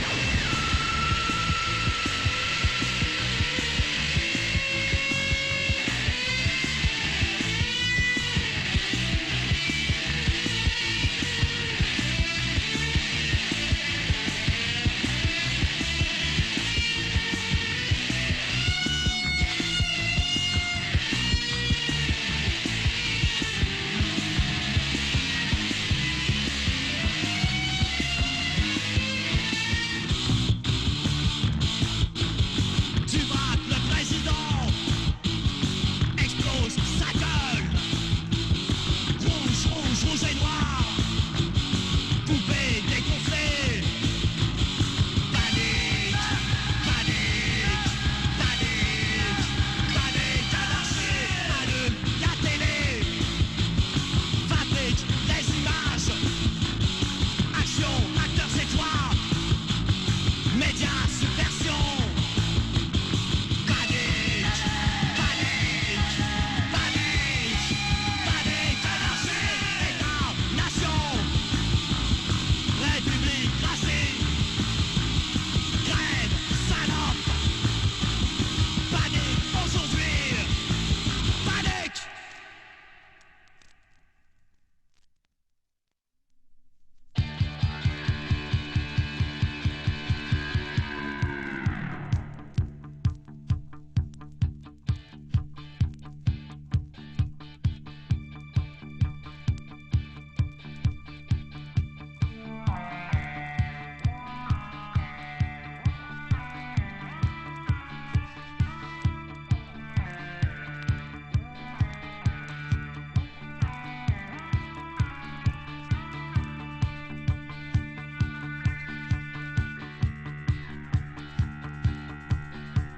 Someone stood beside me for a moment in the rain. A silhouette, a cigarette, and a gesture of disdain. I felt a dark door open, saw a sudden ghost come through. A spark leapt from my fingertip, and I knew it must be you. It chewed the man who dies every day. You're the man who dies every day. You're the man.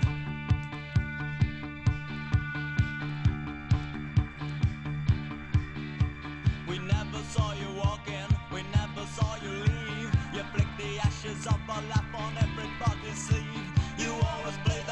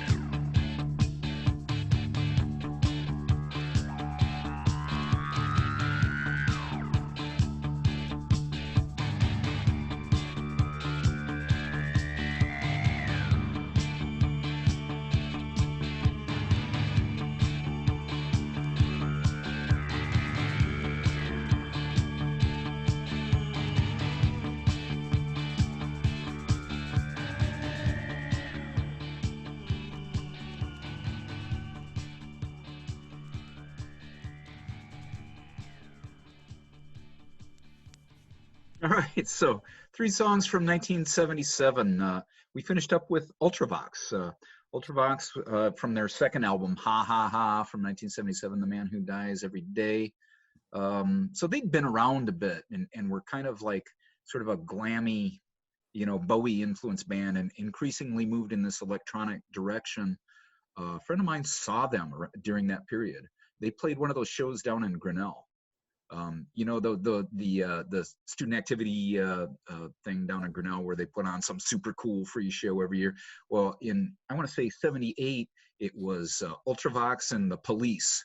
Fuck. And my friend, I know, right?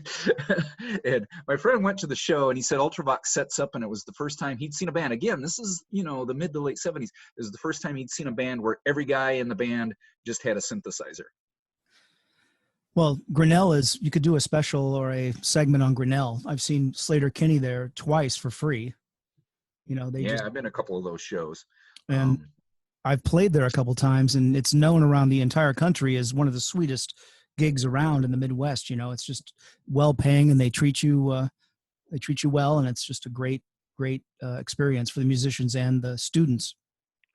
I got to see the Mountain Goats there for free. That was a hell of a show. Cool. Yeah, it's great. And those Grinnell shows are legendary.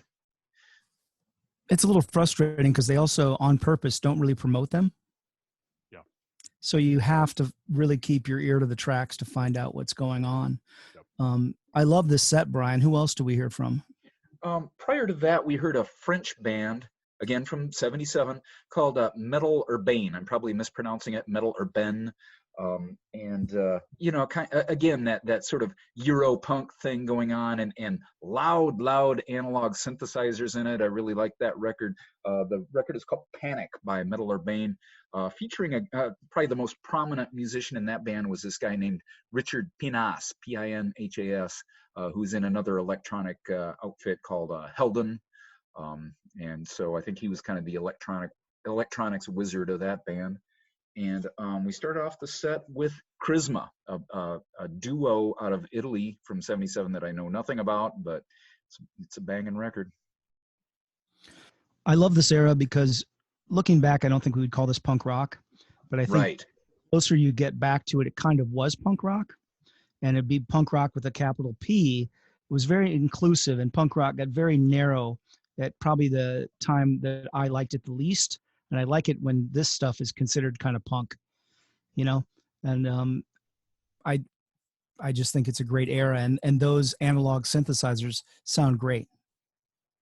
Yeah, in a way, that stuff really still sounds kind of fresh, particularly that Ultravox song. Agreed. Hey, you're listening to Octopus Radio. I'm here with my good friends Ralph and Brian. What we do is try to give you some flavor of a bar called Octopus, which is located in Cedar Falls, Iowa, just down the block from the University of Northern Iowa. This has become kind of an important thing for us since the COVID-19 pandemic thing. So we really appreciate you listening. And as I mentioned earlier, if you know somebody who might be interested in this program, you can listen to the archived version, which always happens the day after at mixlr.com, Spotify, and Apple Music. I did want to real quickly mention Dave's talking about the Octopus, and this is a great time to just talk about local business. I'm going to talk real quickly about 2. I'm going to remind you to watch the Mohair Pear Instagram account. They're doing some curbside service, which was a great benefit to me earlier this week. My daughter and I got pick out some vinyl. In addition, remember that the Octopus Survival Fund is still out there. It's a great way to support a local business that's really important to me. And when this is all over, hopefully we'll all be standing next to each other at a show and getting back to that normal. So anyways, just a quick reminder.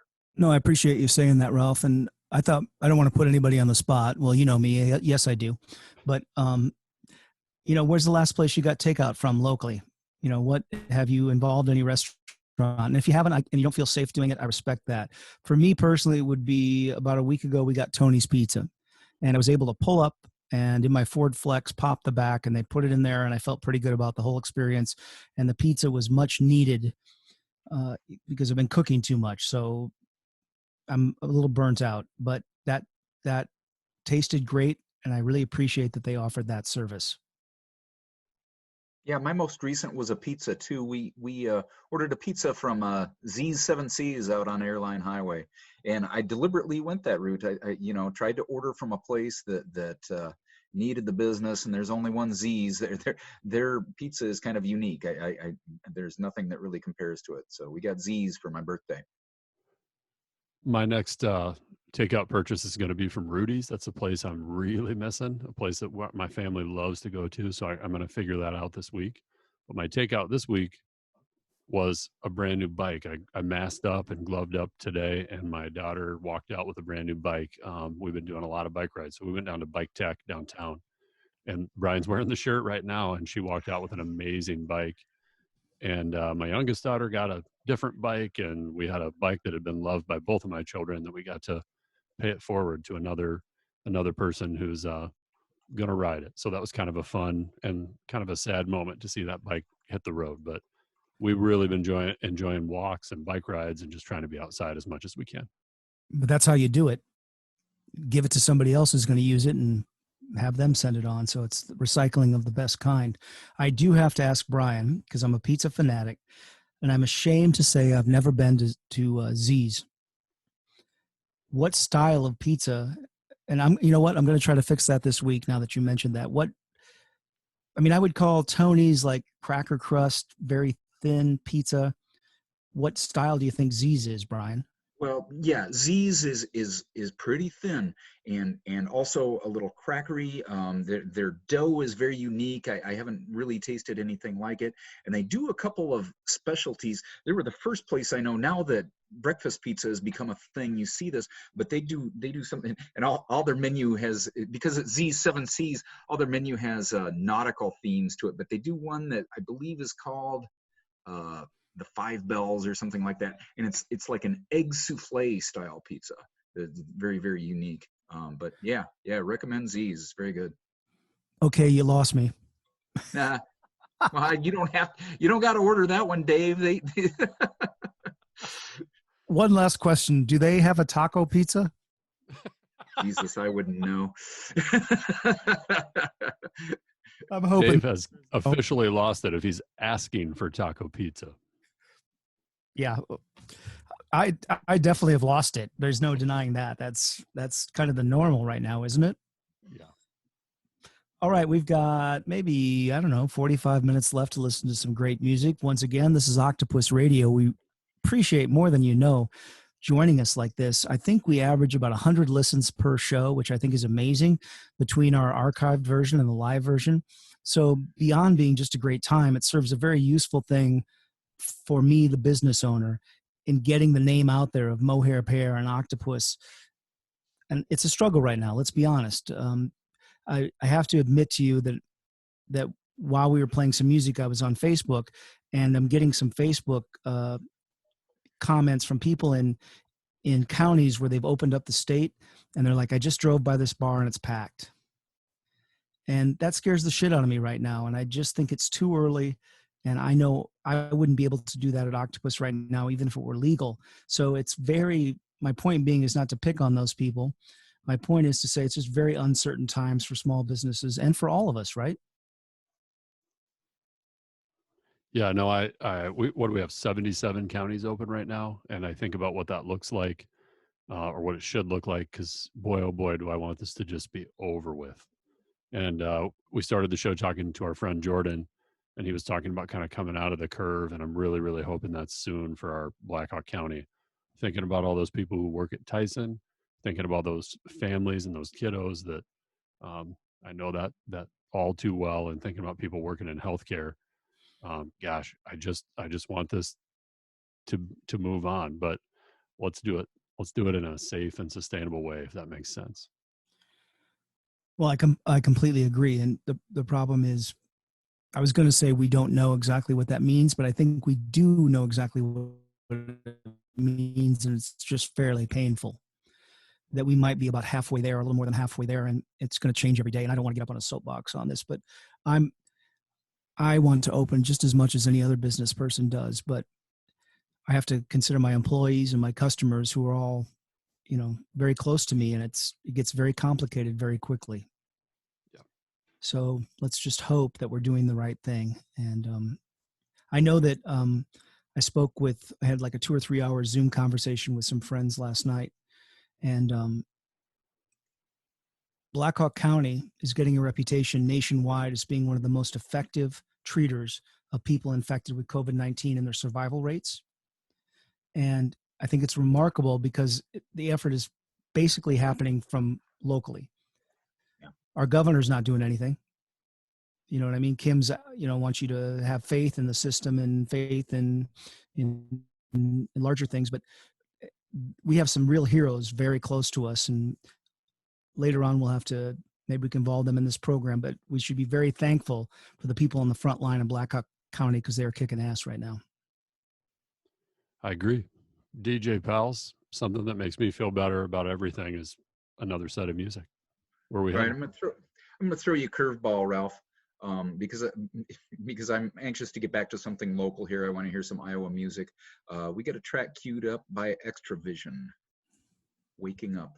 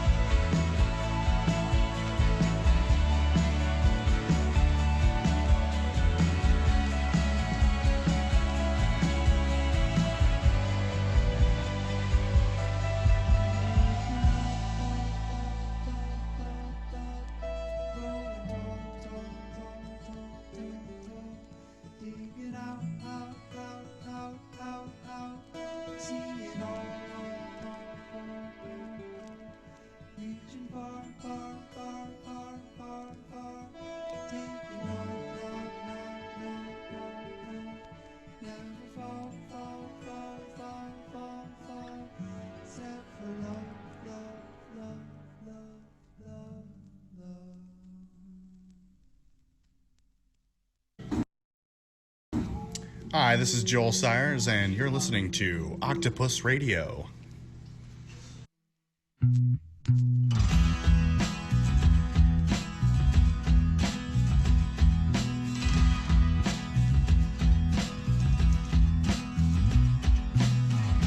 Don't forget to tell your friends you love them every time one of your meetings end.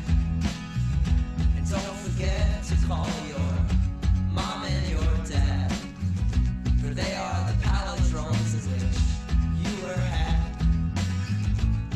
And if I could fix the sunshine, well, you know I'd try.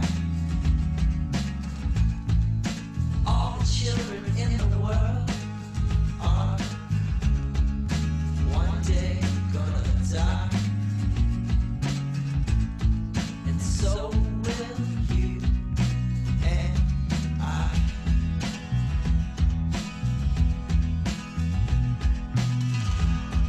You can leave it all behind, your possessions, your soul, but your songs I'll keep with mine.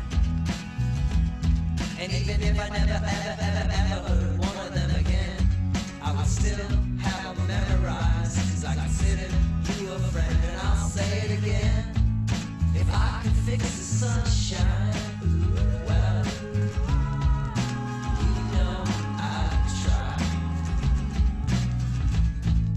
And all the children in the world are one day gonna die. And so will you and I.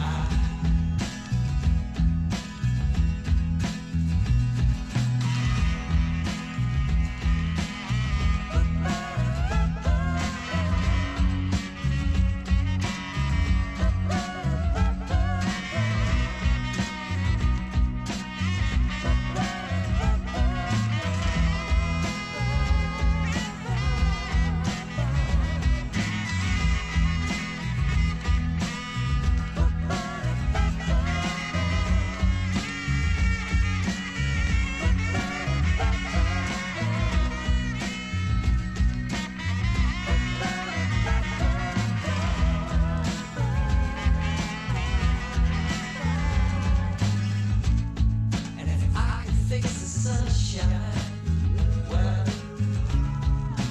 you know I'd try. All the children in the world are one day gonna die. And so will you, and so will you, and so will you and I.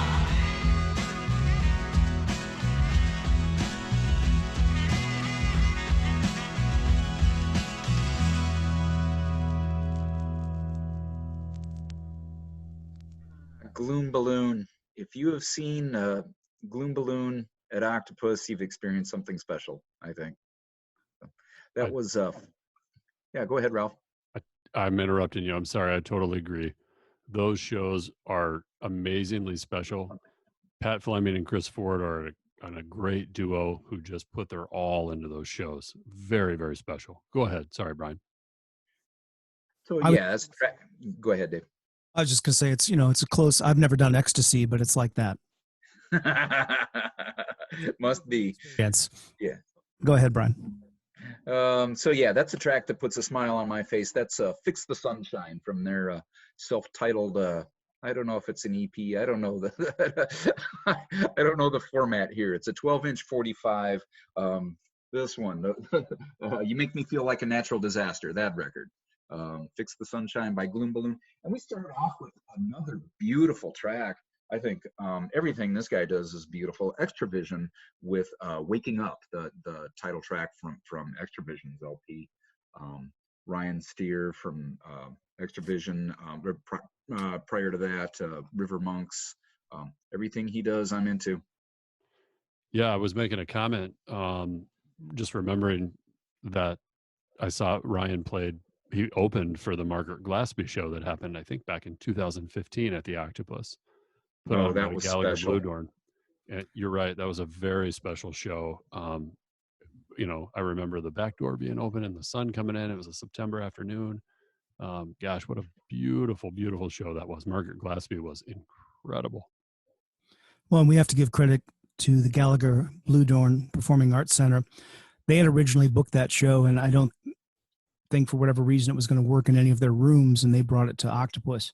So for me, it was just such a great opportunity to book this artist that I would not have had an opportunity to do so. But yeah, you know, there is a silver lining to the COVID-19 and to the pandemic. It's that appreciating the stuff that went before it, that maybe 3 months ago I would have thought of some of the other, for instance, the sound check to that show kind of went on kind of long and there was some trouble, and maybe I would have focused on that. Right now I'm focusing on the sunshine coming through the back door of the bar. You know, so thanks for pointing that out, because I know exactly what you're talking about. And that's what's important. And that's the way forward, is to remember, you know, the stuff we have to rebuild. Just thinking about that amp that Margaret Glaspie played through that night, and that Fender guitar. Oh my God, it was just amazing. And I see shows from a different angle. I get it, Dave. I do. But boy, oh boy, was that a special show. And Ryan was amazing. Amazing opener. Yeah, it was a Sunday. I think that's right. So, yeah, a lot of fun. And one of the reasons we get together here at Octopus Radio is to talk about shows that have happened at Octopus, and to involve people who've been to Octopus, and to listen to archive sets and to DJ sets from Brian. So once again, my name's Dave. I'm the owner. Thanks for listening. We really, really appreciate it. We've got about a half an hour left to the show tonight. I'm in the basement. It's dark now, but does anybody know, is it raining or anything? I saw some clouds coming in. Nobody knows because we're all in the basement. We need a spot. Yeah, one of your daughters, Ralph, should spot for us in case. How would we know if bad weather was coming? We're getting in the chat that it's nice outside, so I think we're safe. But either way, we're in the basement, so they'd be coming to us if it wasn't safe. So we'd be putting them at risk for no reason, you're saying? Yes. Yes. Here's the loopy portion of the show. So, all right, what's ahead for music? Are we? Yeah, well, I'll just kind of guide you, Ralph, because we're off the rails here a little bit. But I'm anxious to get to this one. I got a record for my birthday. Somebody was kind enough to give me a gift certificate to Dusty Groove Records in Chicago. It's a great store. They do a great mail order business, and I jumped all over this one. A single of Durando. Is anybody? I think actually we talked about this on the podcast. Is anybody watching High Fidelity, the series on Netflix? So I caught this track on the soundtrack to that, and I knew the song, and I was like, holy shit, that's Durando. It kind of sparked me to want to get this record, Didn't I, by Durando.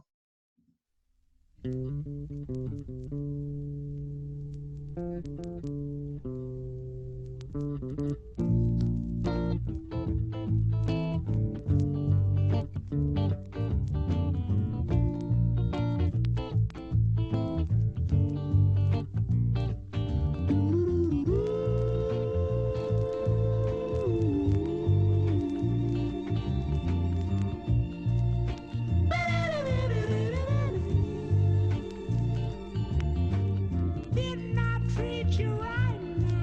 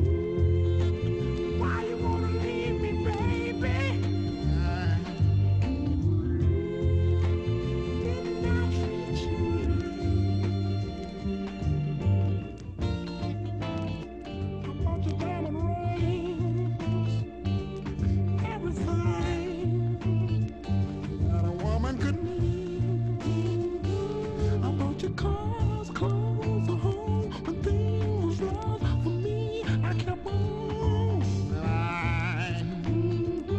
And back again.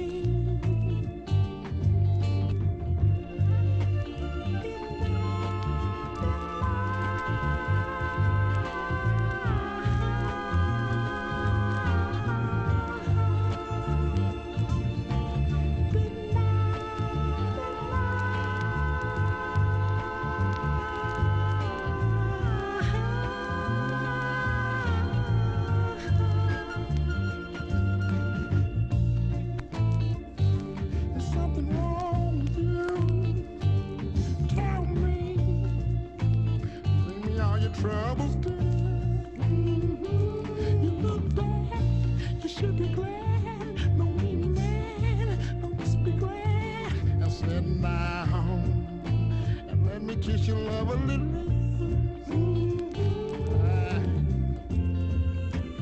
Didn't I do it, baby? Didn't I do it? Why you wanna leave me, baby? I said, didn't I treat you right? It's the mystery to me that you know. Talk to me. What it is that I've done to make you leave.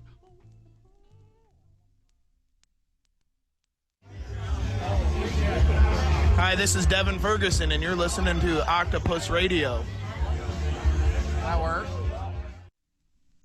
I remember you was conflicted, misusing your influence. Sometimes I did the same.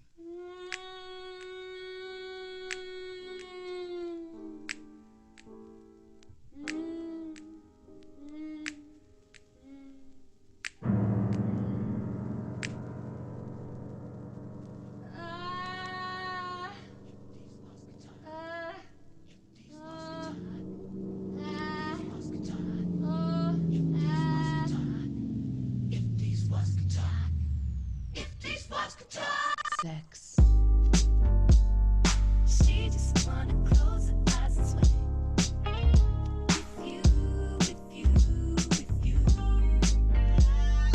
Exercise her right to work it out. It's true. Shout out to the birthday girl, say hey, say hey. Everyone deserves a night to play. She plays. Only when you're telling them. If these songs can talk, I can feel your rain when it cries. Gold lives inside of you. I love it when I'm in. I love it when I'm in. The wall can talk, they tell me to swim good. No boat, I float better than he would. No life jacket, I'm not the God of Nazareth. But your flood can be misunderstood. Wall telling me they full of pain, resentment. Need someone to live in them just to relieve tension. Me, I'm just a tenant. Landlord said the wall vacant more than a minute. The wall are vulnerable. Exclamation, interior pink, color coordinated. I interrogated every nook and cranny. I mean, it's still amazing. Before they couldn't stand me. These walls wanna cry tears. These walls happier when I'm here. These walls never can hold up. Every time I come around, demolition might. I can feel your rain when it cries. Gold lives inside of you. I love it when I'm in. I love it when I'm in. The wall can talk, they tell me to go deep.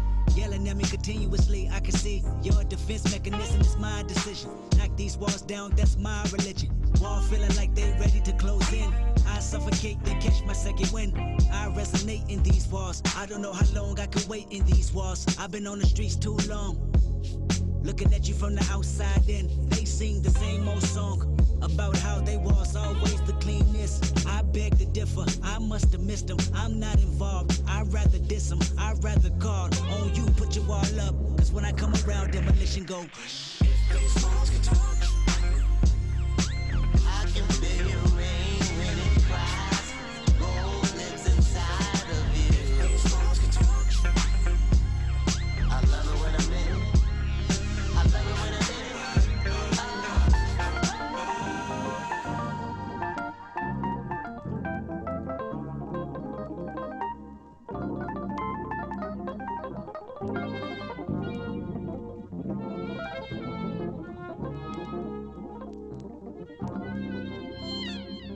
If your walls can talk, they tell you it's too late. Your destiny accepted, your fate. Build accessories and stash them on the yard. Take the recipe, the Bible and God. Wall telling you that commissary is low. Race wars happening, no calling CO. No calling your mother to save you. Homies to say you're reputable, not acceptable. Your behavior sent me to board like a killer that turned snitch. Walls is telling me you're a bitch. You pray for pills, hoping the warden would afford them.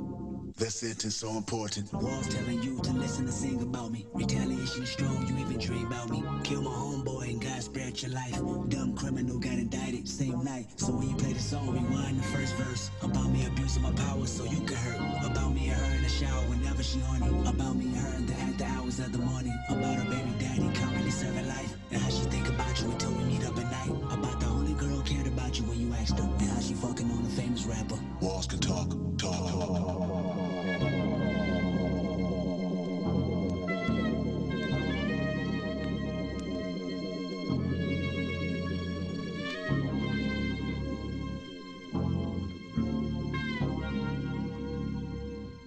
I remember you was conflicted, misusing your influence. Sometimes I did the same, abusing my power full of resentment. Resentment that turned into a deep depression. Found myself screaming in the hotel room. Kendrick Lamar. I was actually looking at the information, and I am not, the most current person necessarily. Straight up. I'm in my 50s, and I live in the rural Midwest, so I'm not always up on what's the latest thing in hip hop, and so I'm actually checking the record. I'm like, how long ago did To Pimp a Butterfly come out? That record's 5 years old. Yeah. It seems like it was just the other day to me. But what a classic. These Walls by Kendrick Lamar, kind of speaking to what a lot of us are experiencing, I think. These Walls. That's in the Octopus Permanent Collection. And it doesn't get played that often, but when it does, it really, what am I trying to say? It fits right in with whatever's around it, And I'm not being a rap or hip hop apologist at all. It's just a great record. Yeah, that's a modern day classic. Something I appreciate about what we do on this show, and Brian, a lot of this goes to you, is the variety of music that we hear. And, Dave, you talked about it, this record, the Kendrick Lamar record being in the Octopus collection. I would say that, the songs that I've heard in there and the soundtrack of what happens in that bar is just as important as the people and the experiences we have there. Like it's a really big part of what we listen to and what I walk out with. And gosh, that just hit the sweet spot. I don't want to embarrass Brian, but when we did the Jim Roth show, we had several people listening from outside the community, right? And Brian, the comments were, your DJ kicks ass, because he had a theme, but Brian, as he always does, takes it just a little to the left or right and hits that sweet spot, of somebody who's been paying attention to music their whole life. And what I'm trying to say, Brian, is we love you. Uh-huh. It says it right on the door. Vinyl played nightly. I missed that. But yeah, and we're spinning vinyl in a way here. All these tracks I have ripped from vinyl and put digital copies up so that we can broadcast them. Yeah, it seems to work. You get to hear all the clicks and pops. We do, and I know how much time that takes to do that. Like digitizing vinyl is not an easy task. Not an easy task. But I've been talking on our back channel how much I love hearing those clicks and pops, and it sounds like what we would do if we were at the bar. So thank you for taking the time, Brian. And that's worth talking about because we tried to play records right off, and there's something with the time coding of them that makes it difficult to do on Zoom. I have some studio monitors here down in the basement. I'm listening to the show. Once in a while it cuts out, as the internet will do, but we had to figure an end round way to play vinyl, and it does sound great. It sounds like vinyl, Yeah. and that's important. And it was a pretty frustrating mountain we had to climb with, and I still don't know why we can't play vinyl. It's just kind of weird. There's this weird time code thing with Zoom and the internet and latency, and we'll eventually figure it out. And we figured this out, but We're there, and it took some time, and it was totally worth it. Speaking of vinyl, we have a couple things to talk about.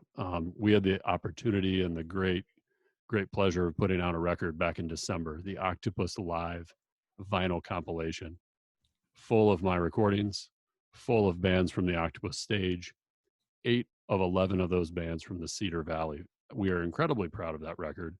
But we got another one. The Cedar Falls legend, Steve Turner, SR Turner. We have done a lathe cut with some folks down in Des Moines. If you don't know what a lathe cut is, they are all individually cut as opposed to pressed. Those arrived this week, and I got one right over here. I'm going to show you something kind of cool if you're looking. I'm looking. These babies are clear, and they've Whoa. got a Steve Turner handmade label on each side. We're going to get those covers printed real soon. And when I say lathe cut, like a little different than the records you're used to. This is an old technology, like cut one at a time onto this disc. And what I've learned is the needle finds the groove, and you kind of bump it until it does, and then you just enjoy it. And it sounds like it's coming out of a transistor radio. It's an amazing, fun experience. They turned out beautifully. Well, it's opened up a whole nother world for us as Octopus, the record label. If you're not familiar with how pressing records works, even if you do 250 copies, you're still talking about thousands of dollars. You're talking about, and you order it once, and then you have to sit on these copies, and they sit on a shelf for 2 years, and then you try to get rid of them. Back when I was coming up, the number was, just order 1,000, they're cheaper.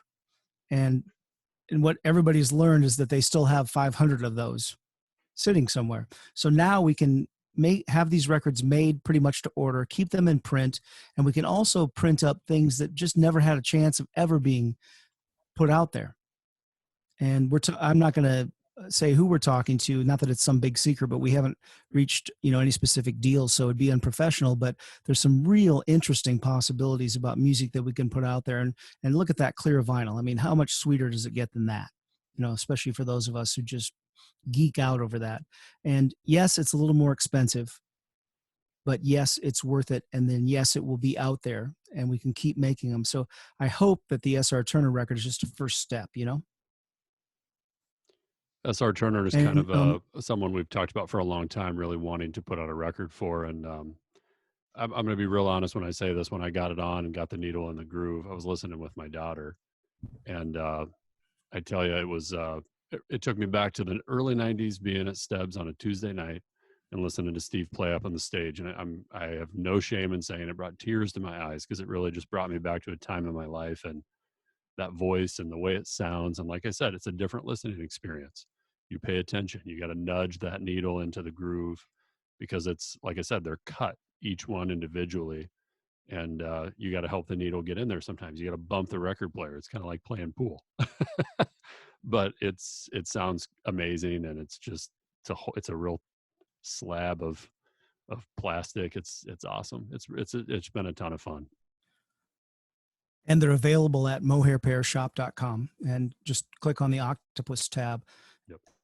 And you'll find anything that the Octopus record label has to offer. So this is Octopus Radio. We're coming down to the last 15 minutes. Once again, I hope it doesn't get annoying, but we really appreciate you joining us for this podcast, this broadcast that comes from Octopus College Hill, a small venue and bar located on College Street in Cedar Falls, Iowa, just down the block from the University of Northern Iowa. We're not sure what the next couple months will bring, but we are dedicated to coming back to whatever that future is. I'm excited about it. I don't know what it is, but it's unfolding right now, so we'll see. DJ Pals, where are we headed next? Well, one thing that we have not yet covered is drinking a toast. We have not drunk our nightly toast. What's everybody sipping on tonight? All I got left. The good old red, white, and blue. The St. Bernardus. Oh my goodness.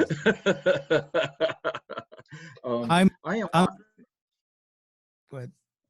No, I'm on to the Iowa Brewing Bohemian Rapids with kind of a fake Freddie Mercury on the can here. Well, I just want to say that I like St. Bernardus. I usually drink it when it's cold out, but I'm also drinking the Octopus inventory. So I don't even look anymore. I just start at the right and, If you need help, I have a Chicago Cubs mask and gloves. Just let me know. All right. Cheers, y'all.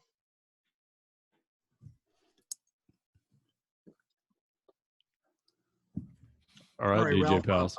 Yeah, let's do a record. Talking about Steve Turner brings me into this one. I've been anxious to play this record. It's by Jimmy Holiday. Jimmy Holiday is a local legend. He's a guy from Waterloo that gigged around a bit in L.A., worked with everybody. He wrote songs for Ray Charles. He worked with Bobby Womack. He wrote a worldwide #1 hit with Jackie DeShannon called Put a Little Love in Your Heart, and then returned here to the Cedar Valley and gigged around. And Steve Turner has stories about doing gigs with Jimmy Holiday. And so does Tony Brown. Tony used to play with Jimmy Holiday as well. I've seen him play, but at the time I was young and didn't have any appreciation for who this cat was. And later on had to track down his records. So we're going to hear a little number called, I remember, We Got a Good Thing Going by Waterloo's own Jimmy Holiday.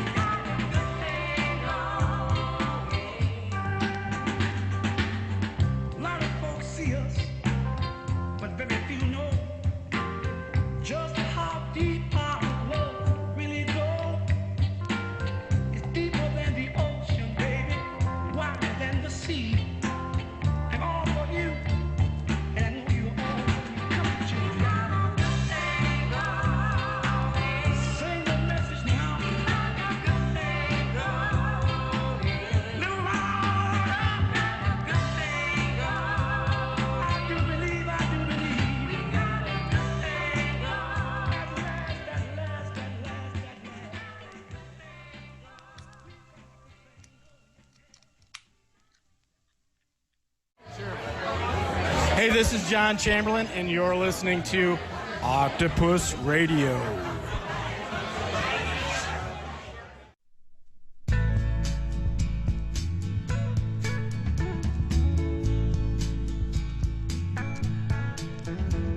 When I was a child, my family would travel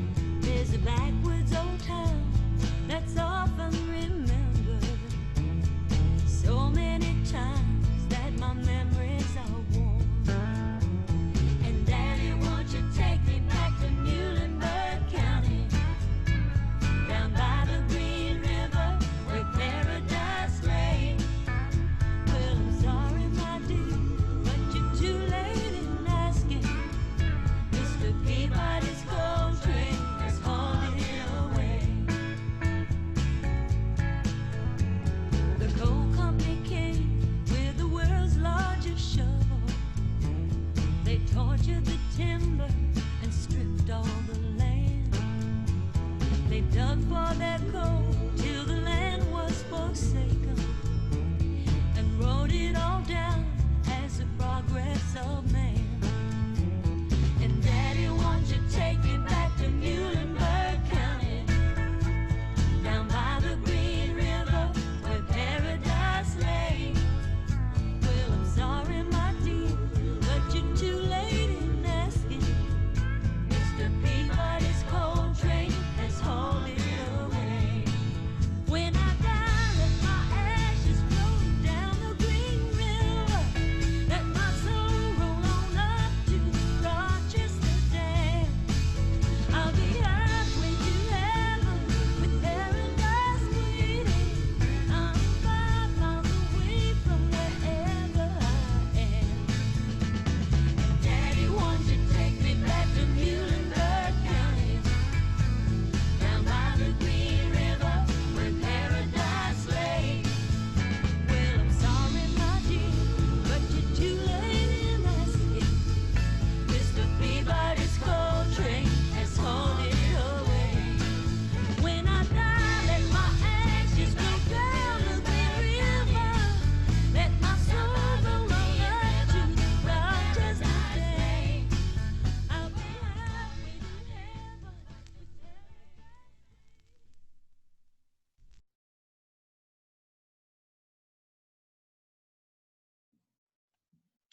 That was Jackie DeShannon, Jimmy Holiday's longtime collaborator. Like I said, they had a worldwide #1 hit with "Put a Little Love in Your Heart." That was Jackie DeShannon doing the John Prine song "Paradise." Like that one a lot. Different kind of version of that. And we started off the set with the Cedar Valley's own Jimmy Holiday doing "We Got a Good Thing Going." Is there any memorial to Jimmy Holiday anywhere in the Cedar Valley? Any mention? Not that I know of. Not that I know of. Yeah, I would say sadly unrecognized in this area. And some of his records are Northern Soul classics, expensive records that are hard to find. Maybe we should consider the idea of a GoFundMe for something like that, some kind of. Yeah, and not just for Jimmy, but for just the local music scene, for the tradition of R&B that we have in this town. Yeah, that's a great idea. Yeah, I mean, I know talking about plaques can seem silly, but when things get back to normal or settle down just a little bit, we'd like to put a plaque on the sidecar building about steps for that same reason. So we should just keep reminding ourselves of that, what we can do, because it's like what we've talked about a million times. It's what's important. Yeah. Part of the process. All right, you're listening to Octopus Radio. We're just about done here. I think I can safely say on behalf of Ralph and Brian and myself, we just want to thank you so much for listening and spending some time with us. And we really, really appreciate it. It means the world to us. And this has become an important lifeline for us. So thanks for joining us. And as I mentioned earlier, you can listen to the archived version at Apple Music, at Spotify, and mixlr.com. Yeah, I just want to go back in time a little bit and thank Jordan Schafer for joining us all the way from England, and really thank him for his work that he's doing as a nurse. I want to thank Matthew Wilson for coming back on and giving us another amazing segment of Cedar Valley music history. And really pleased that we were able to get Chris to join us, Chris Kenline, to join us this afternoon or this evening and talk about his role in booking one of the very important clubs in the Cedar Valley music scene, Indeed's Parkade Lounge. That was a lot of fun. Hopefully we'll get them back. And Matthew, I think, has agreed to continue to be a regular segment on our show, which is going to be really exciting. Well, it sure was fun, guys. Thanks to everybody. Yep. Good seeing you guys. I don't think we have planned the next show, but we'll post it on social media, and we have some other guests that are in mind. And we'll, like Ralph said, continue to work with Matthew and get a segment together with Chris. If you have suggestions for musical, artists and bands that we're not addressing that you want us to look into, I think I can say for everybody, we're interested. If it's original music, we want to know about it. So if you have an idea for something, please feel free to get a hold of us. All right. You guys ready? Oh boy, here we go. How bad is this going to be? Unleash the hounds. Unleash the hounds. Okay, let me see if I can get everybody on the screen here. We'll unmute everybody.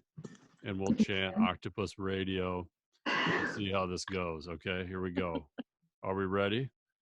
1, 2, 3. Octopus Radio. Octopus Radio. Octopus Radio. Octopus Radio. Octopus Radio. Octopus Radio. Hey guys, is this